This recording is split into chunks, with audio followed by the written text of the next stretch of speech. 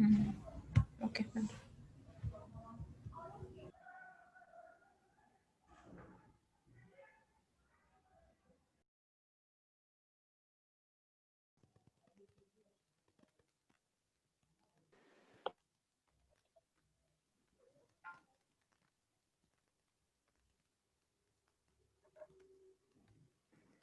Hello.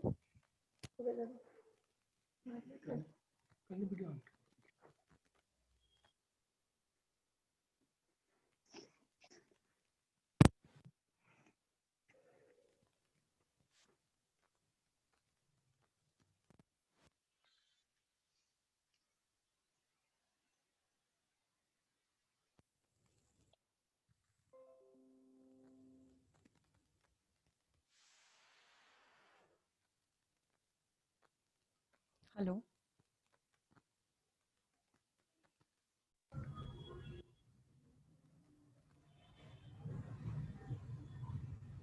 Hello. Hello.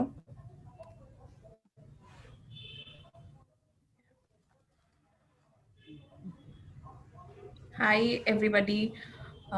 हम लोग 1 minute में स्टार्ट करते हैं at 5:02. Thank you so much for joining, and yeah, we'll start at after 1 minute, 1 more minute.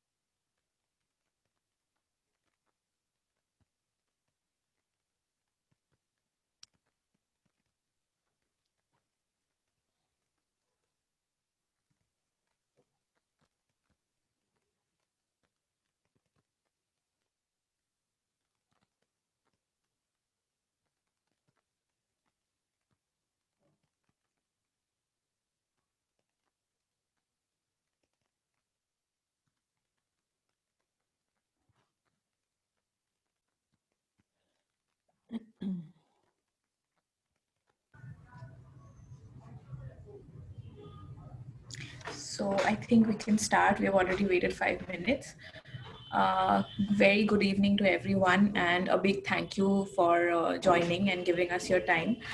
आज के इस कॉन्वर्सेशन में पार्ट होने के लिए thank you very much. And introduction में मेरा नाम श्रेया है, and I am from the Delhi team.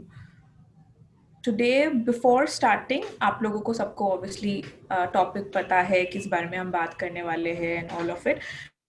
For that a little gist कि हम लोग इसको गूंज गुफ्तगू क्यों बोल रहे हैं and what is गूंज गुफ्तगू. So as the word guftagoo suggests that it means conversations.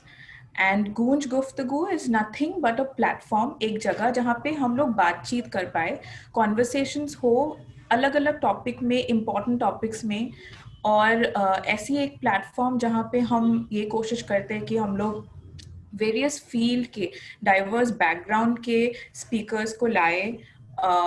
We try to give it. We try to build a medium where all of us can connect to people who are from different backgrounds, who are working in the grassroots, who are knowledgeable, who are expertise in a particular topic. Zada. So this is what that we try. That every month, every last Saturday of the month, we try to bring in the conversations for about 1 hour, 1.5 hours. And so Gooj Guftagoo happens every month. And agar aap log, if you would like to join, if you'd like to know more, you will get all the information on our social media. So you can look up to every last Saturday of the month to be a part of Gooj Guftagoo, right? And we, before beginning the whole conversation and before going to the topic, आप लोगों को like we'll ask you just one simple question. आप लोग volunteer कर सकते हो, जो भी share करना चाहते हैं आप लोग बता सकते हो कि what is that one word that comes to your mind when you hear winter. So when we say winter, आपके मन में क्या कौन सी एक word है जो आती है when we say winters.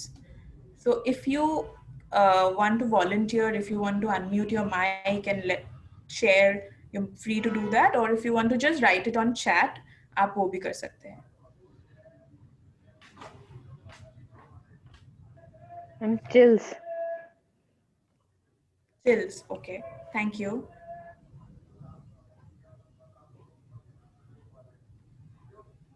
Anyone else? Blankets. Sweaters. Blankets, sweaters.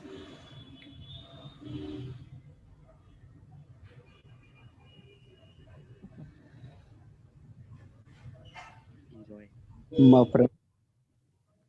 Thank you. Yes. Bonfires. Bonfires, yeah.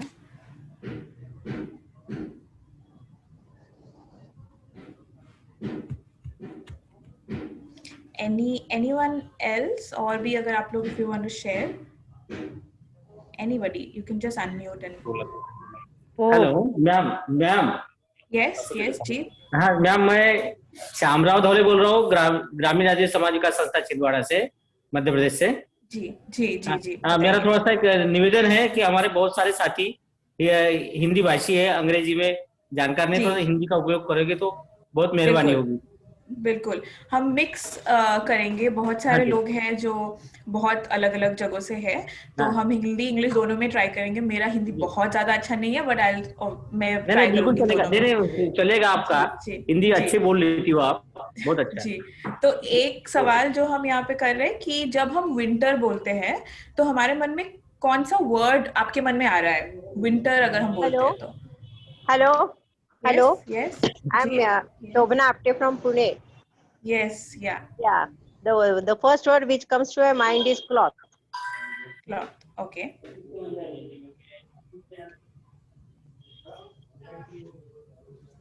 प्रिया, मेरे मन में आता है रजाई और कंबल. पहला वर्ड रजाई कंबल. Okay. Great. So काफी सारा हमें मिला है और चैट पे किसी ने लिखा भी है. We have like blankets, hot coffee, warmth, pollution, cold, warm clothes, enjoy, nice parathas and tea. Yes, so that's what we have. Laddus, yes. Yeah. So the theme for today's conversation, आज के इस गुफ्तगू का जो theme है वो है winters as disasters. Okay, so ये अभी जो भी हम लोगों ने शेयर किया अभी तक, ये थोड़ा अलग थोड़ा अलग है उससे जो भी हमारे मन में आए. The first words जो आए हमारे मन में was all about warmth, was all about blankets and bonfires and good food and all things that give us warmth, right? So but we would be talking today about why we are saying that winters are actually a disaster, or winters, why we are saying that it is an invisible disaster. ठीक है, तो इस पे तो what we will do is we will obviously give you कि हम लोग ये क्यों बोल रहे हैं. And just to give you a brief, since the inception of Goonj in 1999 and 21 years की ये जो जर्नी रही है, इस पे throughout हम लोगों ने winters को एक as a disaster देखने की कोशिश की है. We have tried identifying the invisible disasters, जिसमें से winter is also one of them. And why we have tried doing it, there are a lot of experiences, there are a lot of things that we will be sharing with you. And ये हम लोग पूरे course of conversation में हम share करेंगे कि क्यों हम ये बोल रहे हैं. बहुत सारे एक्सपीरियंसेस है आपको बताने के लिए.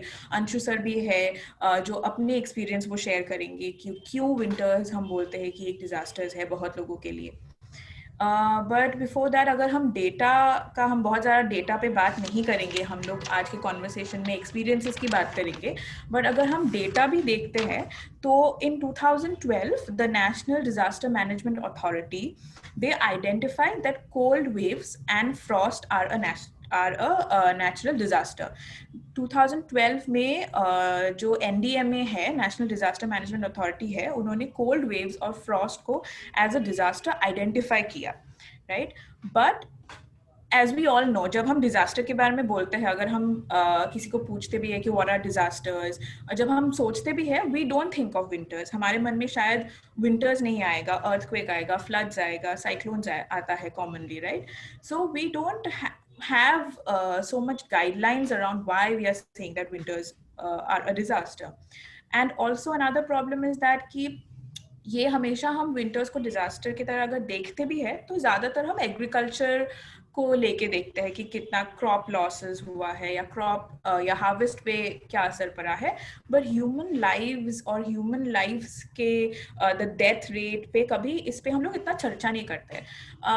Like every year we go through harsh winters in northern region में. तो सुबह जब हम न्यूज़पेपर देखते हैं तो हम देखते हैं कि some people, maybe somebody was found dead because of the cold, or when we read we get these stories but not much, we don't think so much about it, or we don't discuss so much about it, और वो इतना highlight नहीं होता है, right. But on an average, in a year, about 781 people die during winters.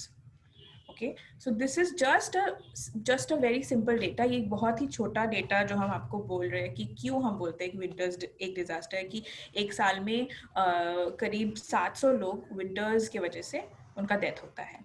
This is just a data, but बहुत सारे experiences है जिस पे हम लोग आज फोकस करना चाहते हैं. बहुत सारे स्टोरीज है बहुत अलग अलग जगहों से, बहुत अलग अलग लोगों के, उस पे हम आज बात करेंगे.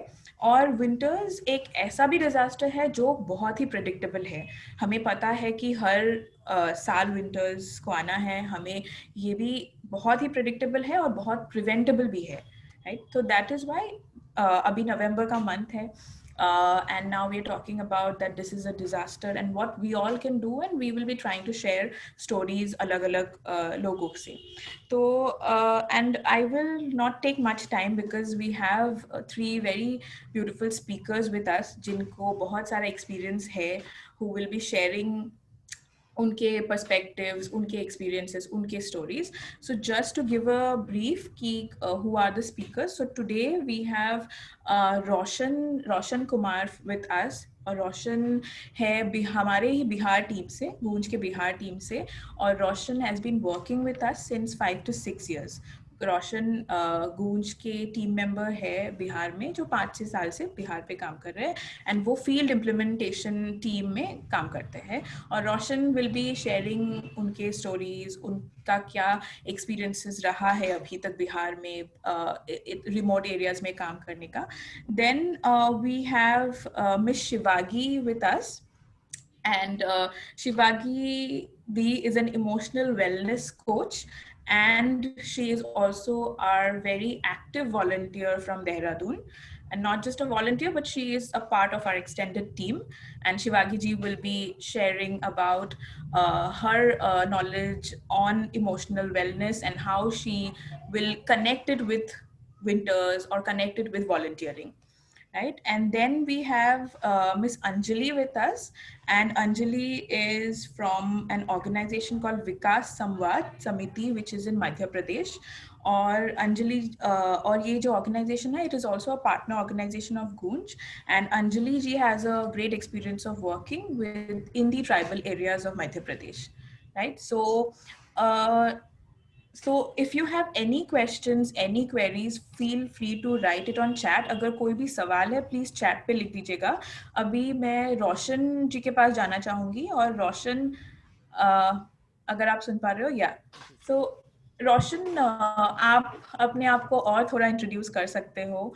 आप अपने काम के बारे में बता सकते हो लोगों को. और मेरा बस एक सवाल है रोशन की, आपका अभी तक का लर्निंग, आपका अभी तक का एक्सपीरियंस बिहार में काम करने का, स्पेशली इस साल जब पहले कोविड, फिर बहुत सारे जगहों पे फ्लड्स एंड अभी विंटर्स, तो आपको आपका क्या इसमें आप क्या बताना चाहोगे, क्या शेयर करना चाहोगे? It's up to you. या रोशन. सबको पहले मेरा नमस्कार, और मुझे आप लोग से बात करने का मौका मिला है, मैं बहुत आभारी हूँ. और रोशन थोड़ा लाउड बोलना पड़ेगा. जी जी, आप सुन पा रहे हैं श्रेया? हेलो जी हेलो, जी जी जी तो रोशन, परफेक्ट. जी, तो सबसे पहले मैं अपना संक्षिप्त में परिचय दे देता हूं, क्योंकि श्रेया दे चुकी है. लेकिन मैं पिछले लगभग 5 सालों से मैं गुंज टीम बिहार का सदस्य हूं, और मैं इम्प्लीमेंटेशन पार्ट को देखता हूं. तो इसमें सबसे पहले मैं पूर्णिया जिला में कार्यरत रहा. उसके बाद वर्तमान में मैं आलमनगर प्रखंड मधेपुरा जिला बिहार में कार्यरत हूं, और अभी इम्प्लीमेंटेशन पार्ट को वहाँ पे आगे बढ़ा रहा हूँ, उसका एक हिस्सा रहा हूँ पूरा करने में. तो जहाँ तक श्रेया भी बात कर रही थी कोविड को लेकर और फ्लड को लेकर, तो इसमें आप जरा सा इसको अपने हिसाब से देखेंगे तो पाएंगे कि बिहार दोनों ही चीज़ों से काफ़ी प्रभावित रहा है, जो आमतौर पर हो सकता है कि बाकी जगहों पे उतना प्रभाव नहीं दिखा हो. लेकिन जहाँ तक आप टीवी के माध्यम से या अन्य समाचार के माध्यम से आपने देखा होगा कि बड़ी संख्या में लोग बाहर से बिहार आए हैं. उस समय जब कोविड का टाइम था, बहुत सारे लोग जो डेली कमाते हैं और खाते हैं, इस हिसाब से लोग लीगली भी सरकारी रिकॉर्ड के हिसाब से भी आए, और फिर अपने हिसाब से जैसे हो पैदल और इधर उधर से आते गए. तो एक बड़ी संख्या थी, अचानक बिहार में बढ़ा, और ऐसी संख्या जो आज कमाते हैं और आज ही खाते हैं. अदर अदर स्टेट में आप जानते होंगे पलायन यहाँ काफी ज्यादा है, जो ज्यादातर पंजाब, हरियाणा, दिल्ली, गुड़गांव और अन्य हिस्से में लोग रहते हैं. तो यहाँ आने के बाद एक ऐसा भीड़ था, एक ऐसी व्यवस्था बन गई थी कि लोगों का अपने हिसाब से उसको तुरंत देख पाना, एक डर सा माहौल था. तो बड़ा मुसीबत का टाइम था, और लोगों के सामने सबसे बड़ी समस्या हुई कि अपने आप को इस माहौल के हिसाब से कैसे ढालें. सारी चीजें धीरे धीरे बंद होती जा रही थी. तो गूंज वहाँ बहुत जल्दी करके लोगों तक पहुंचने का प्रयास किया, और सबसे बड़ी समस्या जो थी, डेली लोग जो कमाने खाने वाले हैं उनके लिए राशन वगैरह का व्यवस्था जहां तक हो सका एक बड़े भाई की भूमिका में उन्होंने कोशिश किया कि वैसे लोग जो अभी भी छूट रहे हैं, हम वहां तक पहुंचकर उनको मदद दे सकें. और जहां अपना ऑफिसेज वगैरह है, उसके आसपास का 16-17 किलोमीटर का जो दायरा है, जो पूर्णतः कोसी के किनारे है, और क्यों है इसके बारे में अभी भी चर्चा भी करेंगे हम लोग. तो उस हिस्से को कवर करने का प्रयास किया जहां से सबसे ज्यादा लोग माइग्रेट करते हैं. अभी इन चीजों से अभी सही से उबर भी नहीं पाया था कि जुलाई के फर्स्ट वीक से बाढ़ की शुरुआत हो गई. और चीजें बहुत सामान्य नहीं हो पाई थी। भले लगता था कि चीजें लॉकडाउन अब समाप्ति की ओर है, लेकिन अभी पूरी तरह सामान्य नहीं था। जुलाई फर्स्ट वीक से सेकेंड वीक में फ्लड आया। फ्लड आने के बाद लोगों के कथनानुसार मैंने भी महसूस किया है, और वो भी बता रहे थे कि श्रेया हिंदी समझ पा रहे हैं ना? मैं जी जी जी रोशन, या तो लोगों का कहना था कि 2008 के बाद जो बाढ़ आई उतनी विभीषिका तो नहीं थी, कि कोसी रास्ता तो नहीं बदला, लेकिन सबसे ज्यादा पानी लेकर इस बार भी कोसी आया। तो ऐसे में अचानक जो 16-17 किलोमीटर का, मैं अपने कार्य क्षेत्र के बारे में बता रहा हूँ, कि जो गोद में बसा हुआ गांव है, इसमें लगभग 40 के आसपास गांव होगा, जो पूरी तरह प्रभावित हो गया। आप सोच सकते हैं कि लॉकडाउन कोविड के कारण एक बड़ा हिस्सा पहले से ही परेशान था, और ऐसे में फिर फ्लड आ जाना उनको काफी परेशान किया। दूसरी तरफ हर वर्ष की भांति जो भी मदद किया जा रहा था अन्य संस्थाओं के द्वारा, जो भी मदद पहुंचाया जा रहा था लोगों का, क्योंकि इस बार कोरोना था तो लोग भी सहमे हुए थे कि किस प्रकार से हम उनको मदद दे पाए। तो वो भी मदद एक तरीके से बिल्कुल ही बंद नजर आ रहा था।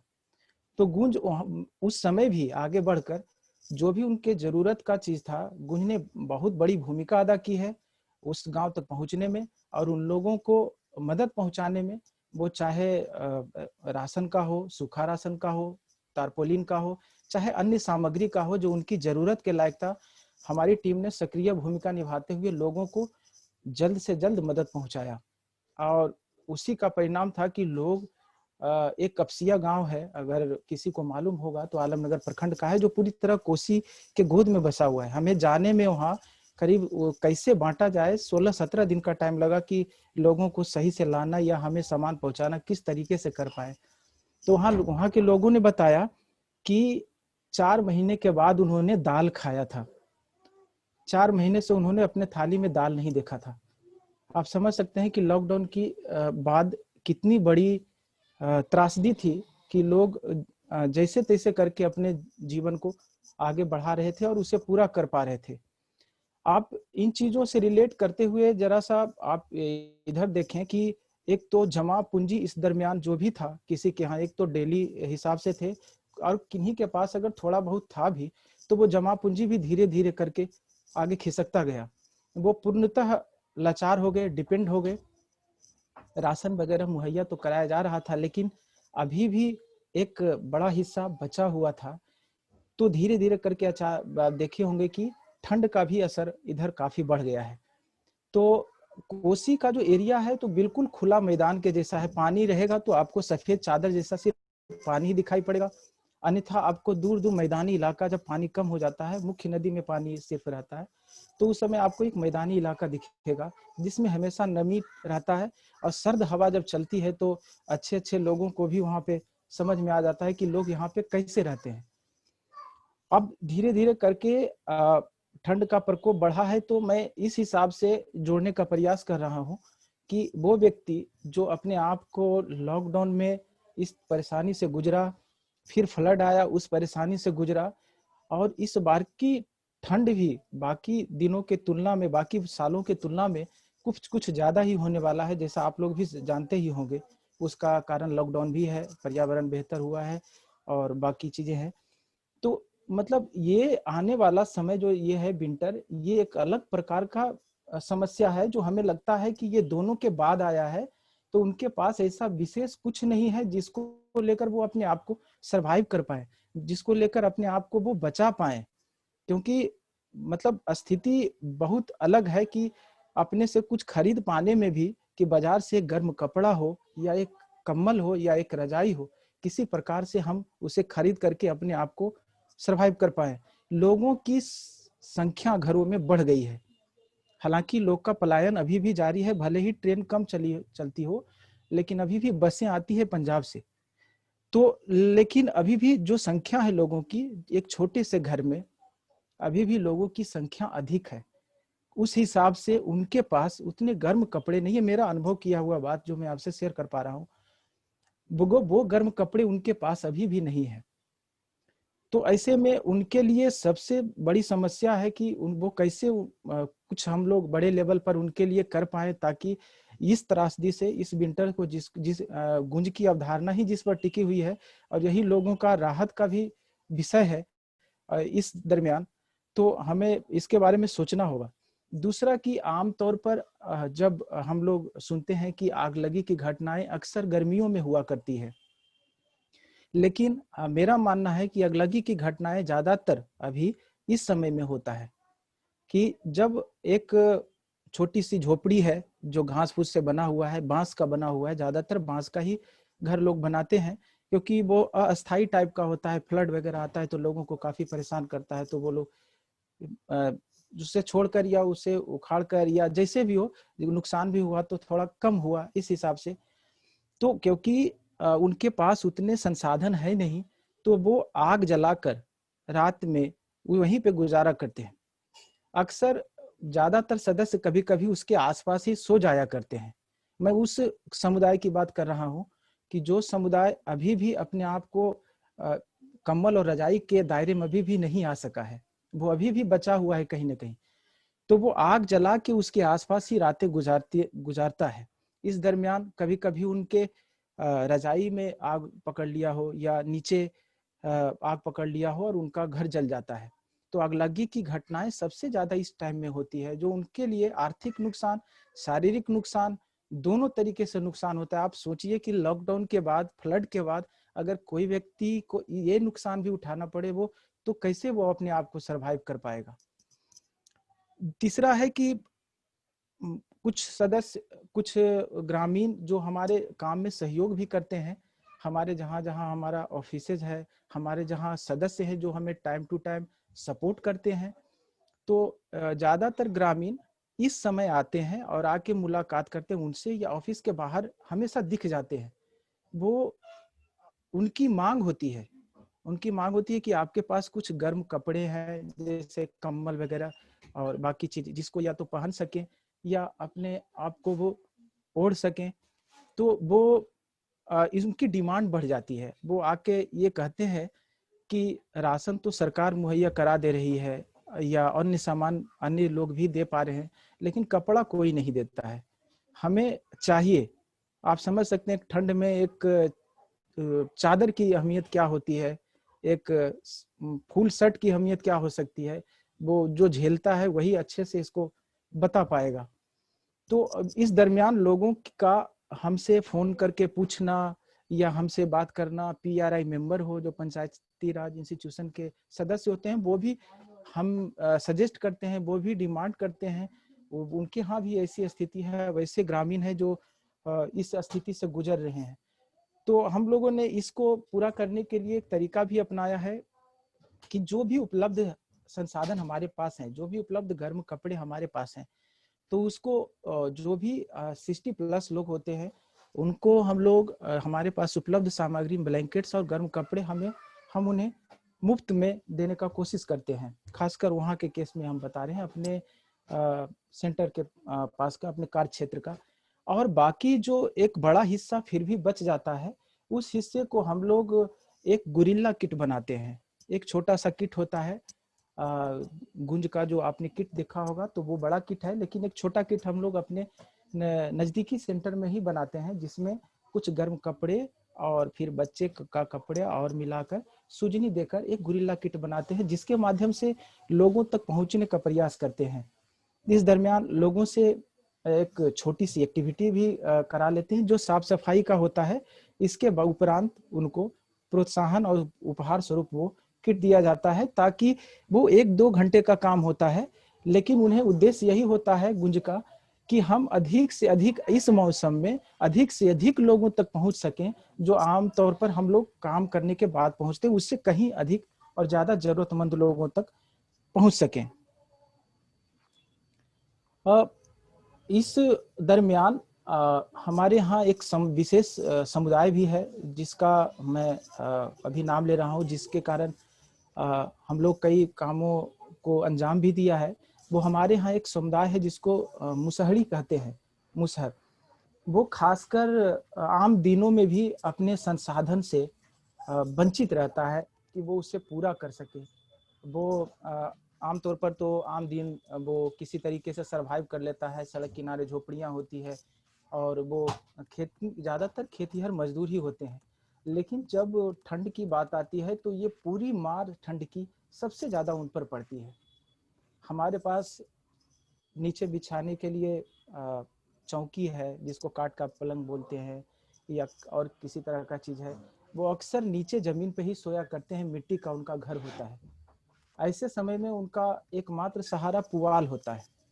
पुआल बिछा के ही अपने आप को गर्म रखने का प्रयास करते हैं, क्योंकि उनके पास उतने कपड़े नहीं हैं कि पूरे बच्चे और परिवार के लिए वो किसी तरीके से पूरा कर पाए। तो अपने उपलब्ध संसाधन में से ही धीरे धीरे किसी तरीके से वो लोग करते हैं।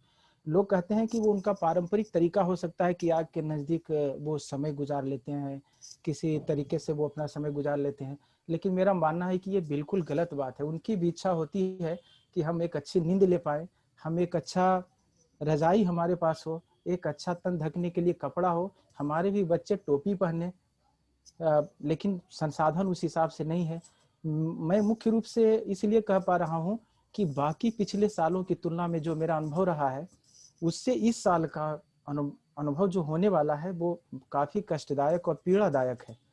इस पर हमें एक गुंज को और एक बड़े लेवल पर काम करने की जरूरत है, और वो महसूस हो रही है अभी से। जब लोगों का कॉल आता है, फोन आना शुरू हो जाता है, लोग आपके गोदाम के बाहर सुबह से ही बैठे रहते हैं, ऑफिस के बाहर बैठे रहते हैं, तो उसमें एक सोचनीय विषय हो जाता है कि हमारे पास संसाधन कितना है और हम लोग कितने लोगों तक पहुंच सकते हैं। तो गुंज कोशिश तो कर रही है पहुंचने का, और उम्मीद करते हैं कि इस बार एक बड़े हिस्से को हम लोग फ्लड और लॉकडाउन के में जो काम किया है उसी के हिसाब से एक बड़े हिस्से को, जो पूर्णतः गूंज पर ही डिपेंड है, क्योंकि कपड़ा कोई नहीं देता, बाकी सब कुछ देता है, तो इसमें हम लोग कवर कर पाए, ऐसी उम्मीद है। Thank you sir. Yes, thank you Roshan, thank you very much. आपने अपने एक्सपीरियंस बहुत ही अच्छे से बताया, बहुत ही अच्छे से एक्सप्रेस किया। थैंक यू रोशन। अगर किसी को भी रोशन के लिए अगर कोई भी सवाल है तो प्लीज़ चैट पे लिख दीजिएगा, हम एंड में आपके क्वेश्चंस लेंगे। और अभी शिवागी दी के पास मैं जाना चाहूँगी। शिवागी दी, आप अगर अपना एक्सपीरियंस वॉलंटियरिंग का गूंज के साथ कैसे आप एसोसिएट रहे हो अभी तक, थोड़ा आप ये अगर बताना चाहते हैं। और आप क्योंकि एक वेलनेस कोच भी है, तो आपका क्या थॉट है कि हम अभी इस डिफिकल्ट सिचुएशन में हम क्या कर सकते हैं। बिकॉज बहुत सारे वॉलंटियरिंग के सवाल आ रहे हैं, मुझे पर्सनली भी चैट पे लोग पूछ रहे हैं कि कैसे वो वॉलंटियर कर सकते हैं। तो Shivagi ji, up to you now, आप please feel free to express. Thank you. मेरी आवाज क्लियर आ रही है श्रेया? आवाज क्लियर है?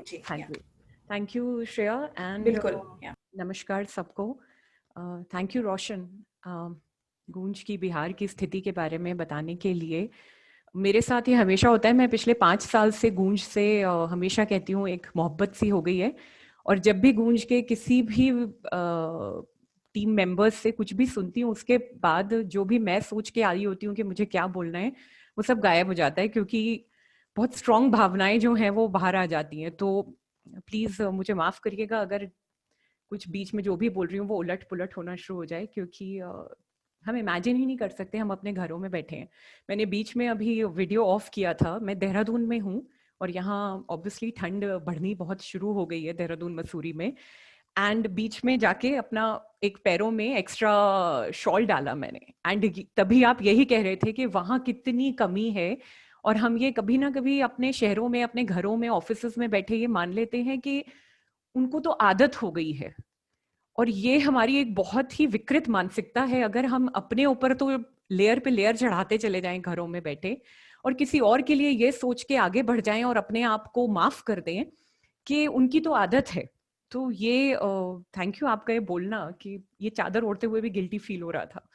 तो मैं बहुत अपनी पहचान तो क्या बताऊं, 20 सालों से अलग अलग चीज़ों में काम कर रही हूँ। जिंदगी क्या है उसको समझने की ज़्यादा हमेशा मेरी कोशिश रहती है, और उसी को ही शेयर करती हूँ as a speaker, as a coach, कुछ भी कह दीजिए। तो वही काम करते करते थोड़ा मेडिटेशन, थोड़ा स्पिरिचुअलिटी, थोड़ा कैसे अपनी इमोशनल वेलबींग का ध्यान रखें, ना कि तब जबकि चीजें हाथ से निकल जानी शुरू हों, बल्कि पहले अपना कैसे हम नियम संयम से थोड़ा अपना ध्यान रख सकते हैं ताकि चीजें हाथ से निकलने की गुंजाइशें कम हो। तो उसी के ऊपर काम करती हूँ। लेकिन सच बताऊं तो मेरे जीवन का एक बहुत जो एक टर्निंग पॉइंट रहा है, कई सारे अपने पर्सनल एक्सपीरियंसेस होते हैं, किसी से आप मिलते हैं तो कुछ बदल जाता है, लेकिन मेरे जीवन का एक major massive turning point, I am sorry अगर थोड़ी इंग्लिश निकलेगी क्योंकि आदतन हर शब्द की हिंदी मुझे नहीं आती है, माफ करिएगा जो मध्य प्रदेश में है।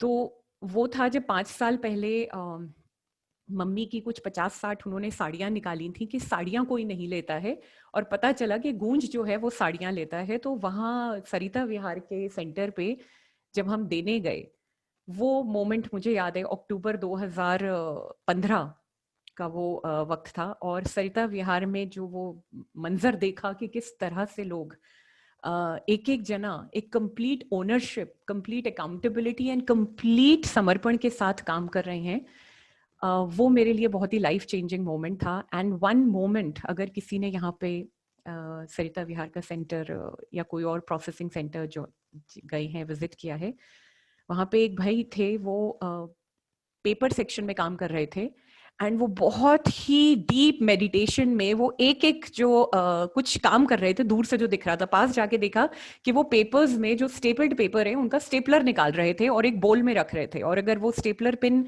नीचे गिर रही थी तो उसको भी ढूंढ के वापस रख रहे थे। एंड मेरे लिए ये यूएस, कनाडा, इंडिया में, गुड़गांव में मल्टीनेशनल में काम करने के बाद ये मेरे लिए बहुत ही अनोखा चीज थी जो मैंने देखी। और जब उनसे पूछा, भैया आप ये क्या कर रहे हो, बोले अरे ये तो लोहा है, लोहा बिकेगा तो गूंज में पैसा वापस आएगा। And I think that dedication and भावना personally shifted me at a deeper level, and जाना कि गूंज क्या है, और आज तक जानती हूँ जब भी गूंज से किसी से बारे में बात होती है कि गूंज के बारे में एक परत और खुलती है।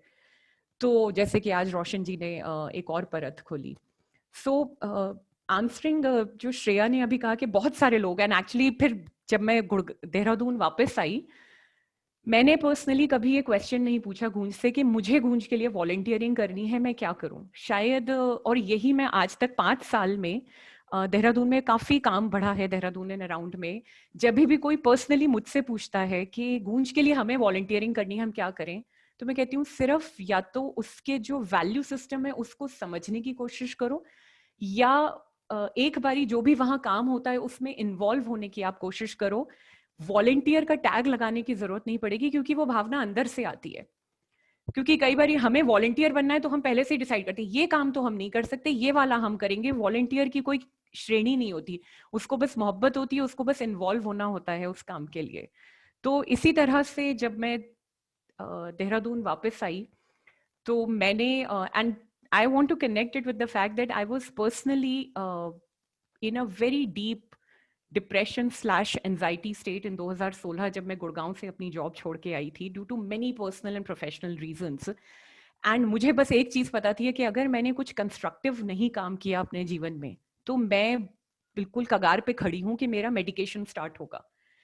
And I did not want to go for medication, क्योंकि मुझे उसके सारे वो जो हैं वो चीज़ें पता हैं। एंड मेरे को बस ये लगा, अरे गूंज के बारे में इतना जान के आए हैं, क्यों ना देहरादून में, क्योंकि ऋषिकेश में प्रोसेसिंग सेंटर है ही, देहरादून में लोगों को बस गूंज के बारे में बताते हैं और देखते हैं कि क्या करा जा सकता है गूंज के लिए। क्योंकि एक ही चीज़ पता थी, गूंज को मटीरियल चाहिए, तो क्या हम कैसे करें। एंड वॉलंटियरिंग बढ़ने के लिए कुछ एक्स्ट्रा नहीं किया, जो भी चाय पे आता था घर पे, या हम जिसके घर भी चाय पे जाते थे, बस हर चाय पे एक ही चर्चा होती थी, Goonj. And that was our start for me and my mother कि गूंज क्या है, एंड गूंज के हम वॉलंटियर्स अनऑफिशियली बन गए।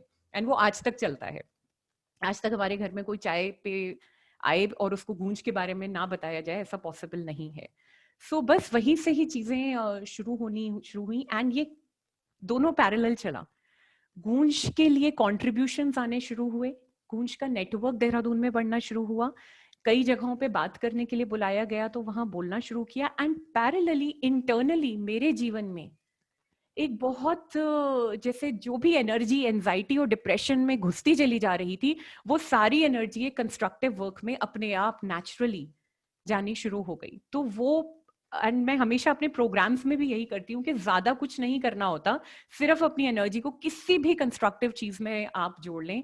और गूंज जैसी संस्था, सिर्फ गूंज ही नहीं, गूंज जैसी संस्थाएं या गूंज के जैसे विचार वाले लोग आपके इर्द गिर्द भरे हुए हैं। आपको बस एक नजर घुमाने की देर है, आप उनसे कनेक्ट हो जाएं एंड कहीं ना कहीं सारी जो ओवरऑल इंटरनल वेलबींग है एंड जो काम है वो दोनों बढ़ने शुरू हो जाएंगे। तो जब यहाँ आके हमने काम करना शुरू किया तो लोगों को बस बताना, कॉन्ट्रीब्यूशंस मटेरियल के रूप में ट्रक के ट्रक में वो आने शुरू हुए, जो हमारा काम था सिर्फ ऋषिकेश तक पहुंचाना। फिर जरूरत एक महसूस हुई कि अकेले जने 2-3 जनों से, दोस्तों से काम नहीं होगा, और लोगों को अब इंस्पायर करा जाए कि आप लोग भी जुड़ें। तो जब वहां पे वो आया तो फिर हम लोगों ने से सिर्फ कंट्रीब्यूशन की बात नहीं करते थे, मटेरियल दें, हम उनसे वो जब जैसे ही कहते थे हमें वॉलंटियर करना है, तो उनको कि गूंज की वेबसाइट पे 2-3 बार फोन पे बात करना, उनको ऋषिकेश के प्रोसेसिंग सेंटर लेके जाना या भेजना कि आप थोड़ा गूंज से जब तक नहीं जुड़ेंगे तो एक तमगा चाहिए, क्योंकि बहुत सारे लोगों को social work so called hashtag चाहिए होता है कि एक नई पहचान मिल जाए समाज में और थोड़ा अच्छे लोग दिखें हम। तो ये हम नहीं चाहते थे कि ऐसा हो देहरादून में, कि आप कर रहे हैं तो दिल से करें, दिमाग से करें एंड हाथों से करें, हेड हार्ट एंड हैंड से काम करें, ना कि सिर्फ एक तमगा लेने के लिए कि हम ये काम करते हैं। सो कई लोग ऋषिकेश गए, कई लोग बार बार कलेक्शन कैंप्स में आए एंड इस तरह से नेटवर्क बना। और आज जहाँ कुछ भी नहीं था, 4 साल के बाद फास्ट फॉरवर्ड इस समय 7 के करीब ड्रॉपिंग सेंटर्स हैं एंड हर साल कई सारे कलेक्शन कैंप्स जो हैं देहरादून में होते हैं। फिर धीरे धीरे लगा गूंज से जब भी टच में रहते हैं तो जो भी लोग वॉलेंटियर करना चाहते हैं, हमेशा कॉन्स्टेंटली गूंज की जो कोर टीम है या जो भी आपके शहर की टीम है उनसे कनेक्टेड जरूर रहें। उनसे ना उम्मीद करें कि वो आपको बताएंगे क्या चाहिए, जैसे होता है ना बार बार हाथ झाड़ के अच्छा अब क्या करा जा सकता है। तो पता चला कि सामान आ रहा है, काम भी बढ़ रहा है यहाँ पर, लेकिन मनी नहीं आ रहा। स्पेशली केरला फ्लड्स के टाइम पे 2 साल पहले जो है कि मनी की बहुत जरूरत थी, क्योंकि लोग अक्सर वो सामान देते हैं जो उनको नहीं चाहिए, पर वो नीड वहां वो पूरी होनी थी कि जहां केरला फ्लड्स में या अलग डिजास्टर्स में लोगों को सामान चाहिए। तो हमें लगा कि चलो ठीक है, पैसा इकट्ठा करते हैं। एंड अक्सर वॉलंटियर्स को लगता है कि पैसा तो कोई देगा नहीं, ये एक अलग मानसिकता है जिसके ऊपर हमें, ये मेरी अपनी इमोशनल ब्लॉक है, ये मेरा अपना मेंटल ब्लॉक है, ये मान लेना कि कोई पैसा नहीं देता। जिस दिन मैं ये मान लूं कि पैसा जरूरत है इस समय, अब हमें इस बात को कन्वे कैसे करना है, कितना क्रिएटिवली, कितना कंपैशनेटली एंड कितना कन्विक्शन के साथ, तो पैसा भी आना शुरू हो जाएगा। एंड यही हुआ कि जब हमने लोगों से कहा कि आपके सामान की प्रोसेसिंग तक के लिए नहीं, अदरवाइज जरूरत के सामान को खरीदने तक के लिए भी पैसा चाहिए, तो पिछले 2 साल से देहरादून के बारे में अगर मैं बात करूं, डिफरेंट ड्रॉपिंग सेंटर्स में जो यहाँ कलेक्शन कैंप्स होते हैं उनमें पैसा भी एक डिसेंट अमाउंट कॉन्स्टेंटली आना शुरू हुआ। और अकेले मेरे घर से ही हर साल लगभग तब से 60 to 70,000 गुल्लक में ही डल के टोटल जो है साल का वही आता है। तो it is not that difficult. And कभी कभी लगा कि किसकी ज्यादा जरूरत है कि गूंज में क्या है। दीदी अभी एक मीटिंग हुई थी जिसमें पता चला आजकल लोगों ने साड़ियां देनी कम कर दी हैं, तो हम सब ने सोचा चलो एक साड़ी की ही ड्राइव करते हैं। सबसे कहते हैं आप कुछ भी कपड़ा दे सकते हो, अब की बारी कहते हैं सिर्फ साड़ी दो, उसके अलावा जो भी दे रहे हो वो बोनस है। तो पिछले साल हमने 1 हफ्ते का 10 दिन का एक कलेक्शन ड्राइव करी पूरे देहरादून में। छोटे छोटे बहुत सारे लोगों से कहा बस 10 दिन के लिए घर दे दो। एंड हर जगह एक कंबाइंड, एक हर इस शहर में बस हम ये कोशिश रहती है कि अलग अलग लोग वो काम ना करें, एकजुट होके एक पूरा वॉलंटियर गूंज को फेस कर रिकॉग्नाइज करवा के काम करें। तो 10 दिन में हमने तो डिफरेंट नए बच्चे थे, उन सब लोगों ने अपने कैंपेन्स करे और सिर्फ साड़ी मांगी कि आपकी साड़ी किसी की डिग्निटी। एंड आप विश्वास नहीं मानेंगे कि जब ये जरूरत को स्पेशली डाला गया तो 10 दिन के अंदर 2,500 साड़ियां के करीब अकेले देहरादून में इकट्ठी हुई और गूंज पहुंचाई गई। और आज तक कुछ बच्चे जो हैं पिछले साल के बाद इस साल भी 2 लड़कियां जो हैं इंडोनेशिया चली गई थी और इंडोनेशिया में उन्होंने स्कूल में फंड्स इकट्ठे करे और 1000 साड़ियां जो है अभी ऋषिकेश ऑर्गेनाइज कराया, ऋषिकेश वो भिजवाई गई, क्योंकि अब उनके अंदर वो भाव डल गया कि अब हर साल हमें साड़ियां इकट्ठी करवा के गूंज भिजवाना है। तो ये चला। And the last thing, Covid में लगा कि अब तो खुजली मच रही थी सब वॉलंटियर्स को कि क्या करें, ना बाहर निकल सकते हैं ना सामान को घर पे ले सकते हैं, तो अब क्या करा जाए। और ये लगा कि इस समय सबसे ज्यादा जरूरत है फंड्स की। तो इन्हीं मार्च अप्रैल तो हर कोई डर के घर में ही बैठा रहा, फिर मई जून में थोड़ी सी सांसें आई और थोड़ा लगा अब कुछ काम करना चाहिए। तो हम लोगों ने सोचा कि क्या ज़रूरत है इस समय, तो वो राशन की सबसे ज़्यादा ज़रूरत थी। तो पर लगा राशन एंड फंड्स को कैसे जोड़ा जाए। तो क्रिएटिवली लोगों से कहा कि इतना किलो चावल जो है, इतना किलो ये है, या एक पूरा किट 25 आइटम्स का बना हुआ एक फैमिली किट है, राशन किट है, ये सारी चीज़ों की प्राइसेस ये हैं, तो क्या आप पूरा एक किट स्पॉन्सर कर देंगे या 10 किलो चावल स्पॉन्सर करेंगे। और हम लोगों ने अपने देहरादून के ही नेटवर्क में एक एक प्राइस को 0.50 पैसे तक लिमिट तक अपने सारे लोगों से बात करके वो भेज दिया। कई सारे लोग आए, अरे यहाँ तो महंगा मिल रहा है, यहाँ सस्ता मिल रहा है, ये है। हमने सबको इग्नोर किया क्योंकि प्रवचन देने वाले बहुत लोग होते हैं। तो हमने कहा या तो आप आए तो आगे बढ़े तो हमें कहीं से सस्ता दिलवाएं, वरना एक जगह हम ओवरऑल भी देख रहे हैं, कन्वीनियंस ऑफ हमारा ट्रांसपोर्ट भी बैठे, बहुत सारी चीजें बैठे, हम एक एक आइटम को इतना इतना गौर से नहीं देख सकते। एंड आप विश्वास नहीं मानेंगे, कोविड के टाइम में हम लोगों ने लोगों से कहा था कि हमारा राशन स्पॉन्सर करिए। 2 ड्राइव्स चलाई देहरादून के वॉलंटियर्स में, एंड सिर्फ व्हाट्सएप के मैसेजेस पे चलाई, कोई मिलाप का फंड रेजिंग नहीं करी। एक पर्सनल अकाउंट दे दिया कि जितने भी दे दोगे, ट्रस्ट करते हो तो दे दो, क्योंकि हमें बाकी सारी चीजें अभी करनी नहीं आ रही हैं। 2 ड्राइव्स में अ टोटल ऑफ 9,80,000 रुपए इस कोविड के टाइम में देहरादून एंड उनके जो extended friends and family outside हैं उन सब की तरफ से आया। एंड राशन खरीदा गया या फिर मनी को एज इट इज जो है वो ट्रांसफर करा गया ऋषिकेश में। एंड लास्ट चीज के मास्क जो हैं, मास्क जो है गूंज ने सबको ऐसे ही दिए, और हमें लगा कि हम सड़कों पे जाके, बहुत सारे रेडी वाले हैं, पुलिस वाले हैं, गार्ड्स हैं, कितने जो ठेला चलाते हैं भैया दीदी लोग, या जो सफाई कर्मचारी के बच्चे हैं, उनके जो हैं, उन सबको हम लोग धीरे धीरे अपना डर डर के थोड़ा सा डिफरेंट वॉलंटियर्स मास्क बांटने गए। तो सबके पास था कि जितने भी एक एक एरियाज में दोबारा हमने मास्क बांटे। और फिर एक अच्छे खासे दिखने वाले इंसान ने कहा कि ये आप मास्क कितने का देंगे। तो फटाफट गूंज ऋषिकेश फोन ऑफिस गया कि ये कितने का एक मास्क है। तो वो 20 रुपए का एक मास्क था। एंड हमने कहा 20 रुपए का एक मास्क है, वैसे तो फ्री में दे रहे हैं क्योंकि जरूरत है, लेकिन अगर आप अफोर्ड कर सकते हैं तो हमें इसके पैसे दे दीजिए। फिर एक मास्क का कैंपेन उस एक व्यक्ति से शुरू हुआ, एंड टोटल इन पिछले 2 महीनों में 20,000 के मास्क भी गूंज के देहरादून के ही लोगों को डिफरेंट सेट में, और कहा आप खरीदें, और आसपास जितनी भी लेबर काम कर रही है उन सबको फ्री में दें, पर आप तो खरीद सकते हैं, आप दें। तो इस तरह के कितने सारे एक्टिविटीज होती चली गई। Why I am trying to say this is के बहुत सारे लोग जो कि अकेले बैठे मेंटली एंड इमोशनली जो हैं परेशान बैठे रह सकते थे घर में, कहीं ना कहीं सारी एनर्जीज इन सब चीजों में चैनलाइज हुई, एंड इनडायरेक्टली डायरेक्टली वो इवॉल्व होते चले गए एज गूंज वॉलंटियर्स। तो कई बार हम गूंज वॉलंटियर ना होना चाहें, जो जरूरत है उसको क्रिएटिवली एंड कन्विक्टेडली कैसे आगे करा जाए पूरा, उस पर ध्यान दे दें। एंड लास्ट चीज के पर्सनली जो हम लोग घर में बैठे हैं, ये मेरी मदर से ये शुरू हुआ था कि जब वो खाली बैठती नहीं है, पर जब भी वो खाली बैठी नहीं पिछले 2-3 सालों में, जैसे ही विंटर्स आती है, we all can afford that. कई बार हमें लगता है हम घर पे बैठे हैं, हम पूरे टाइम दिमाग में रील चल रही है, हम क्या कर सकते हैं, हम क्या कर सकते हैं, हम क्या कर सकते हैं, बाहर नहीं निकल सकते। Amazon से ऊन ऑर्डर करिए, यूट्यूब से वीडियोस देखिए, एंड मम्मी ने खूब सारी टोपियां बनानी शुरू करी और उनको गूंज में भेजना शुरू करा। या कोई भी बच्चा दिखा जिसके को ठंड लग रही है और सर पे टोपी नहीं है या उस मफलर नहीं है, उनको वो ही बांटने शुरू करे।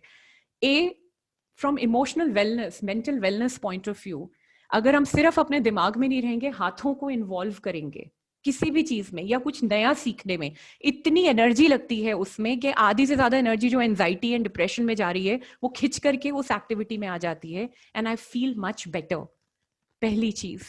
एंड दूसरी चीज, I feel useful because a lot of personal issues जो मैं पर्सनली काउंसलिंग में, कोचिंग में हैंडल करती हूँ, a lot of us go through low self esteem, मेरा अस्तित्व की पहचान मुझे मिल नहीं रही है। एंड जब हम किसी और के काम आते हैं कुछ ऐसा करके जो यूनिकली मैंने करा है, हमें पता भी नहीं होता कितनी लेयर्स पे हमारे को एक प्रोडक्टिविटी फील होती है, और मैं ये महसूस करती हूँ कि मैं भी यूजफुल हूँ। जरूरी नहीं कि मैं हमेशा अपने इर्द गिर्द जो 4 लोग हैं फैमिली के, उन्हीं में ही अपनी यूजफुलनेस को जताती रहूं, मैं कितनी और चीजों के लिए भी यूजफुल हो सकती हूँ। सो इससे एक तो ये बड़ा एडवांटेज मिलता है। एंड थर्ड थिंग के लास्ट कि अ लॉट ऑफ टाइम्स तो कलेक्शन कैंप्स एंड ड्राइव्स की बातें तो हम हमेशा करते ही हैं, लेकिन कि बस एक चीज ये बोलूंगी कि कई बार क्या होता है जब सर्दियां सारी चली जाती हैं तब सर्दी के कपड़े निकाले जाते हैं। तो बस थोड़ा सा संवेदनशील होकर के सर्दियों के आने से पहले कोई एक डेफिनेटली 3-4 जोड़ी ऐसे वुलन्स या कोट्स या फिर कुछ ना कुछ गर्माहट वाले कपड़े ऐसे होते हैं जिनको हम पूरी सर्दियों में सिर्फ एक बार पहनते हैं, पर उनसे और कुछ नहीं होता, मोह अटका हुआ होता है, या तो क्योंकि वो बहुत महंगा खरीदा हुआ होता है या उसके साथ एक इमोशनल मेमोरी पड़ी हुई होती है। उन दोनों मोह को थोड़ा त्यागें, इंटरनली जरूर बेटर फील करेंगे एंड एक्सटर्नली किसी को सर्दी से पहले उस चीज की जरूरत है वो मिल जाएगी, ना कि मार्च और अप्रैल में दिया जाए उसे गूंज को, ताकि गूंज पूरे साल फिर रखे रहे और फिर अगले साल जो है उसमें धूप लगा के दे। सो अगर हम ये कर सकते हैं, सो आई wanted to say so much more. I am sorry Shreya, I think मैंने टाइम ज्यादा लिया, सॉरी। तो that's it. Not at all, Shivangi ji. Yeah. Thank you so much. अगर किसी के भी कोई सवाल है, कुछ भी शेयर करना है, प्लीज़ चैट पे डाल दीजिएगा। शिवांगी जी बहुत बहुत थैंक यू। अगर गुफ्तगू का कोई टाइम लिमिट नहीं होता तो आई एम श्योर हम लोग बहुत सारे ऐसे कॉन्वर्सेशंस करते ही जाते, बट अभी मैं अंजलि आपके पास जाना चाहूँगी। अंजलि जी अगर आप सुन पा रहे हो। यस। तो जैसे कि इंट्रोडक्शन में थोड़ा बताया कि अंजलि जी है मध्य प्रदेश की एक ऑर्गेनाइजेशन विकास संवाद समिति से, और अंजलि जी बहुत सारे ट्राइबल एरियाज में उनका एक्सपीरियंस है काम करने का।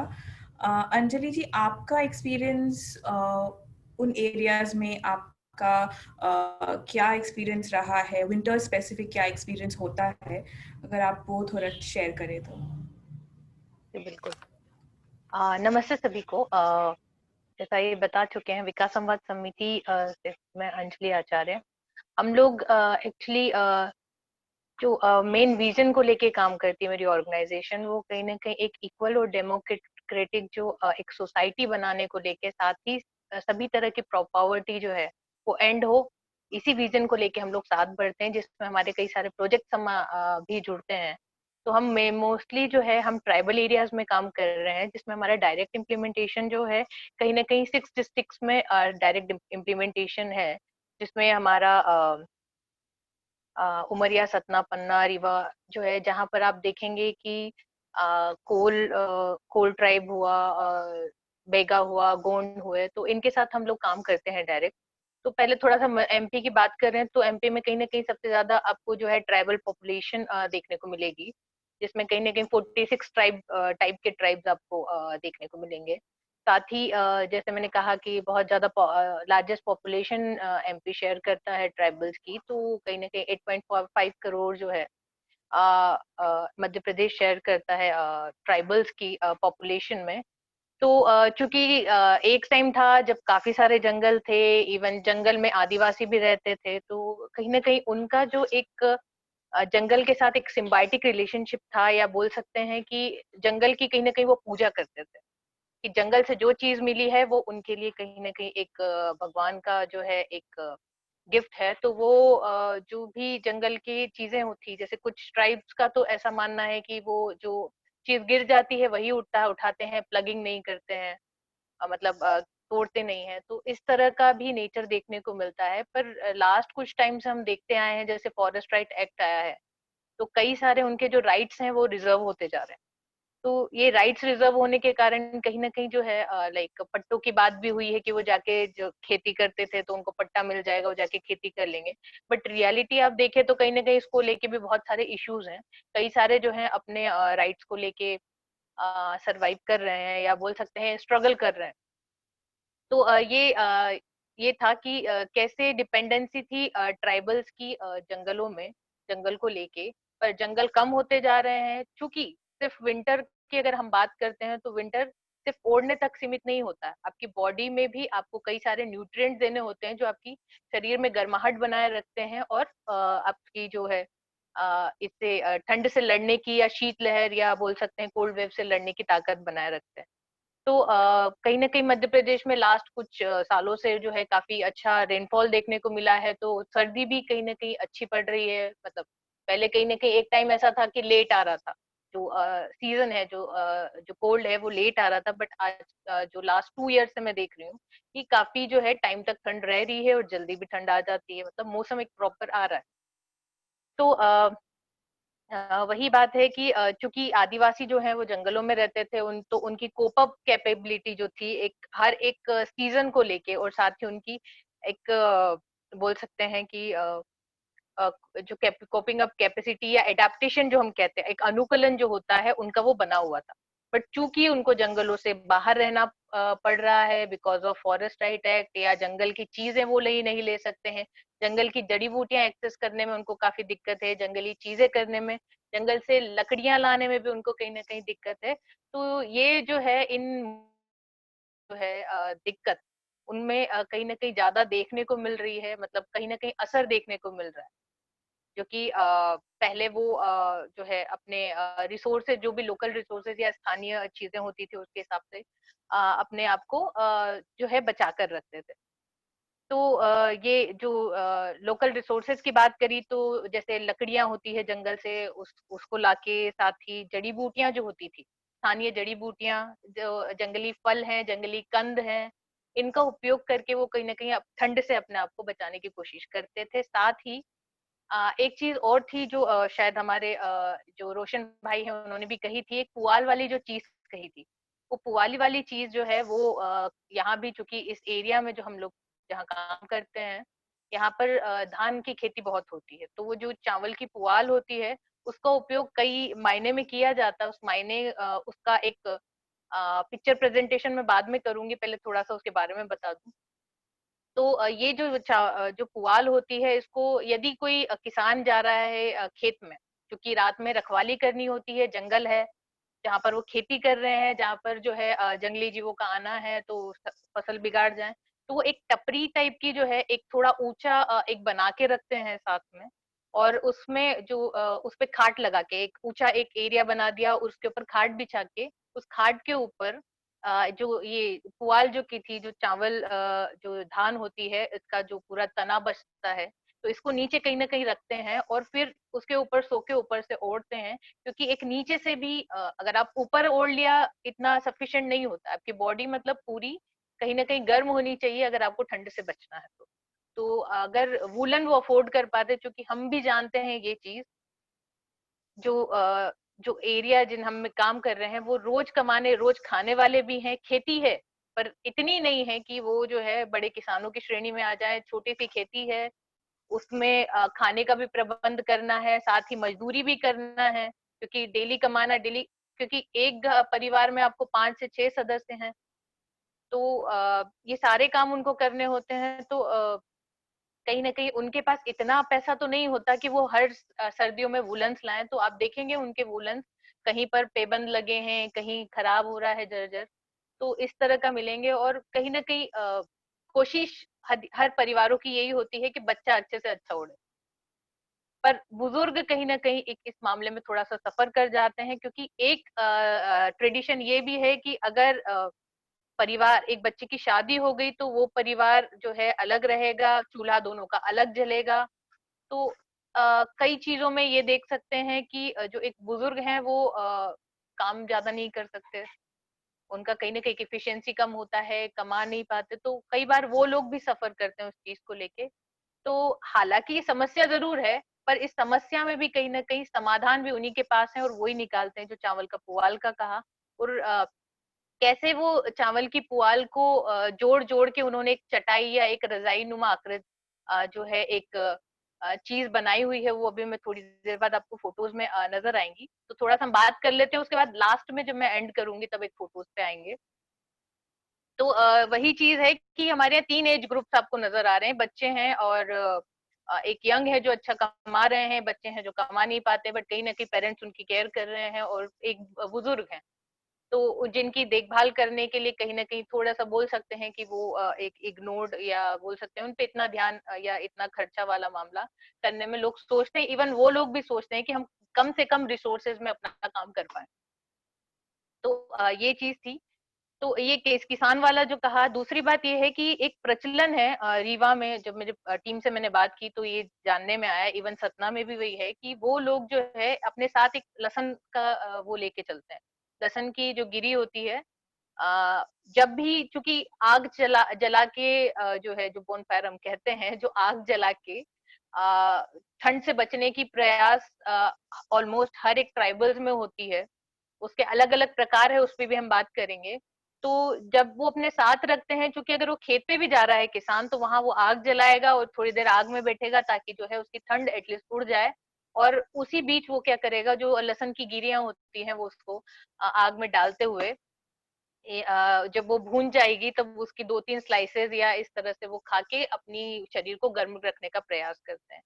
तो ये काम किया जाता है। साथ ही जो मैंने अभी जंगली जड़ी बूटियों की बात की थी, तो कई सारी जंगल से मिलने वाली जो है चीजें हैं, जिसका कहीं ना कहीं बोल सकते हैं कि एक एंडेंजर्ड होती जा रहा है नॉलेज, क्योंकि कहीं ना कहीं बुजुर्ग है वो अपना नॉलेज ट्रांसफर नहीं कर पा रहे हैं। ये हम लोग फेस कर रहे हैं ये चैलेंजेस, कि हमें कई सारी जड़ी बूटियां लोगों को पता है बट उनका क्या यूज है वो नहीं पता।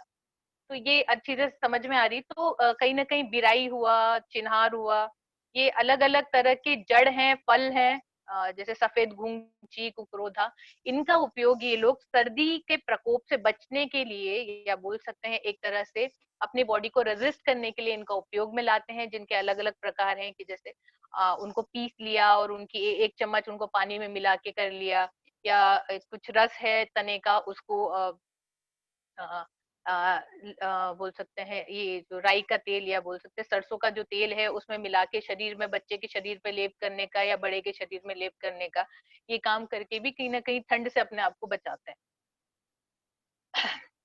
तो ये चीजें हैं। साथ ही जो एक नॉर्मल है, अगर ये सारी चीजें नहीं मिल पा रही, क्योंकि मैंने कहा कि ये चीजें कहीं ना कहीं कम होती जा रही, जो एक्सट्रीम जहाँ पे जिनके घर में नॉलेजेबल लोग हैं, वो जंगल गए बकरियां चराने, उठा लाए कि पता है ये चीज आने वाली, सर्दी आने वाली, ये चीज हो सकती है, तो उन लोगों के लिए अवेलेबल होता है।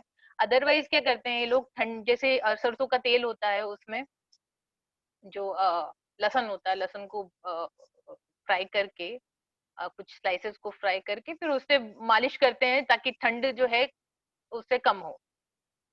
तो ये चीज है। दूसरा, एक मिट्टी का तेल जो है, एक ये भी पाया गया है, जो अभी जनरली एक प्रैक्टिसेस में आ रहा है, जीवा का कुछ साथियों का कहना है कि मिट्टी का तेल वो जो है बच्चों के शरीर पे लगाया जाता है। मिट्टी का तेल मतलब केरोसिन की बात क्या कर रही हूँ मैं। तो बच्चों के पैर, कान और हाथ, इन सब चीजों में लगाया जाता है ताकि वो ठंड से बच के रहे।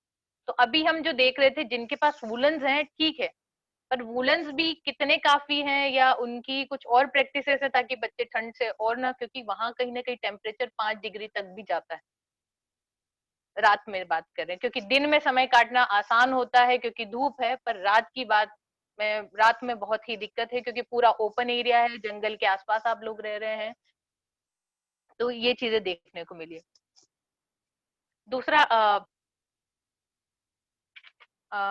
मैं ज्यादा टाइम, थोड़ा सा और टाइम लूंगी, क्योंकि हम लोग जो है ज्यादातर फूड सिक्योरिटी पे काम करने वाले हैं। लाइक हम जो प्रोजेक्ट कर रहे हैं, वो राइट्स एंड एंटाइटलमेंट्स को लेके कर रहे हैं, जिसमें फूड सिक्योरिटी एक हमारा मेजर एस्पेक्ट है, जिसमें कहीं ना कहीं राशन मतलब खाना, जो एक जो एनएफएसए के में है कि जन्म चक्र, पूरे जन्म चक्र में जो बोल सकते हैं, जन्म से लेके जो एक वृद्ध तक का जो है राशन की उपलब्धता हो, ये जो लॉ है हमारा एनएफएसए, उसको लेके हम लोग काम करते हैं। तो जब कोविड के दौरान ये चीज आई कि लाइक जो हमारी इससे पहले वाली स्पीकर जो है शिवांगी जी, उन्होंने भी शेयर किया कि खाने को लेके बहुत ज्यादा दिक्कत नजर आई।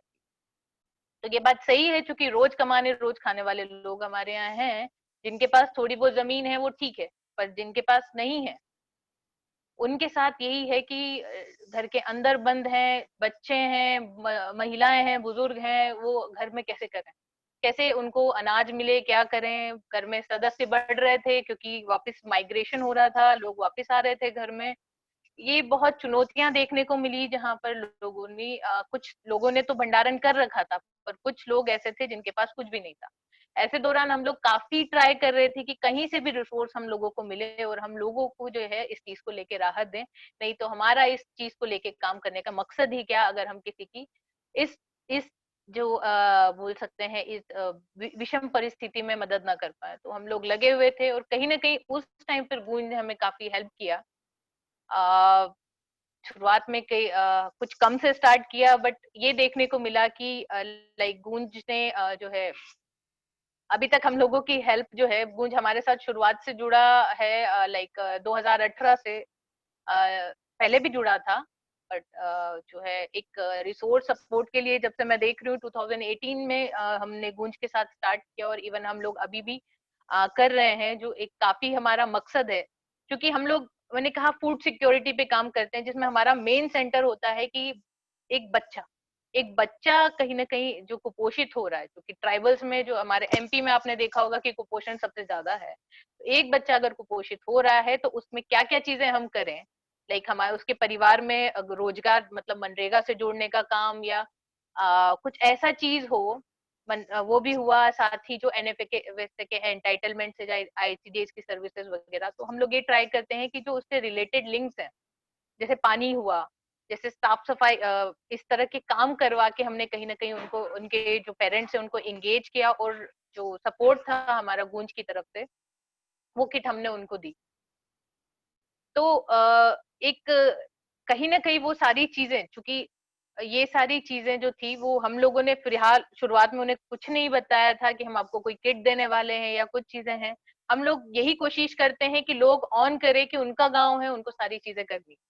हाँ, ये चीज बहुत सपोर्ट करी, चूंकि गूंज ने के हर इसमें विंटर क्लॉथ्स होते हैं, सारी चीजें होती हैं।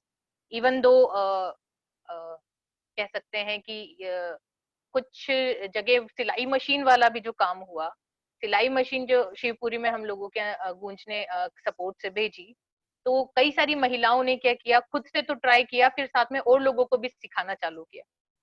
तो ये काफी एक अच्छा देखने को मिला। दूसरा, आंगनवाड़ियों में जैसे छोटे बच्चे जाते हैं, तो उनके लिए भी कई सारी चीजें जो है गूंज उपलब्ध कराता है। तो एक गूंज के साथ काम करने का एक बहुत बड़ा, मतलब लोगों के बीच एक जुड़ाव काफी अच्छा बना है इन चीजों को लेके, और वो कहीं ना कहीं रिसोर्स को लेके जो है, अब पिछले कुछ सालों से जो काम कर चुके हैं, जो लैग भी हो रहा था या किसी को दिक्कत है, लाइक अगर किसी के पास कंबल है, ऑलरेडी ज्यादा कंबल है, तो वो कहीं ना कहीं किसी और को जो है, जो कोई बुजुर्ग है, वृद्ध है, जिनके पास नहीं है, तो इस तरह से भी लोगों का देखा गया कि वो लोग दे देते हैं। तो ये चीज काफी अच्छी चीज जो देखने को मिली। अ, तो ऑलमोस्ट यही चीज कहना चाहूंगी। साथ ही मेरा एक जो स्लाइड मैंने कहा था, मैं ज्यादा टाइम नहीं लूंगी, मैंने ले लिया है वैसे।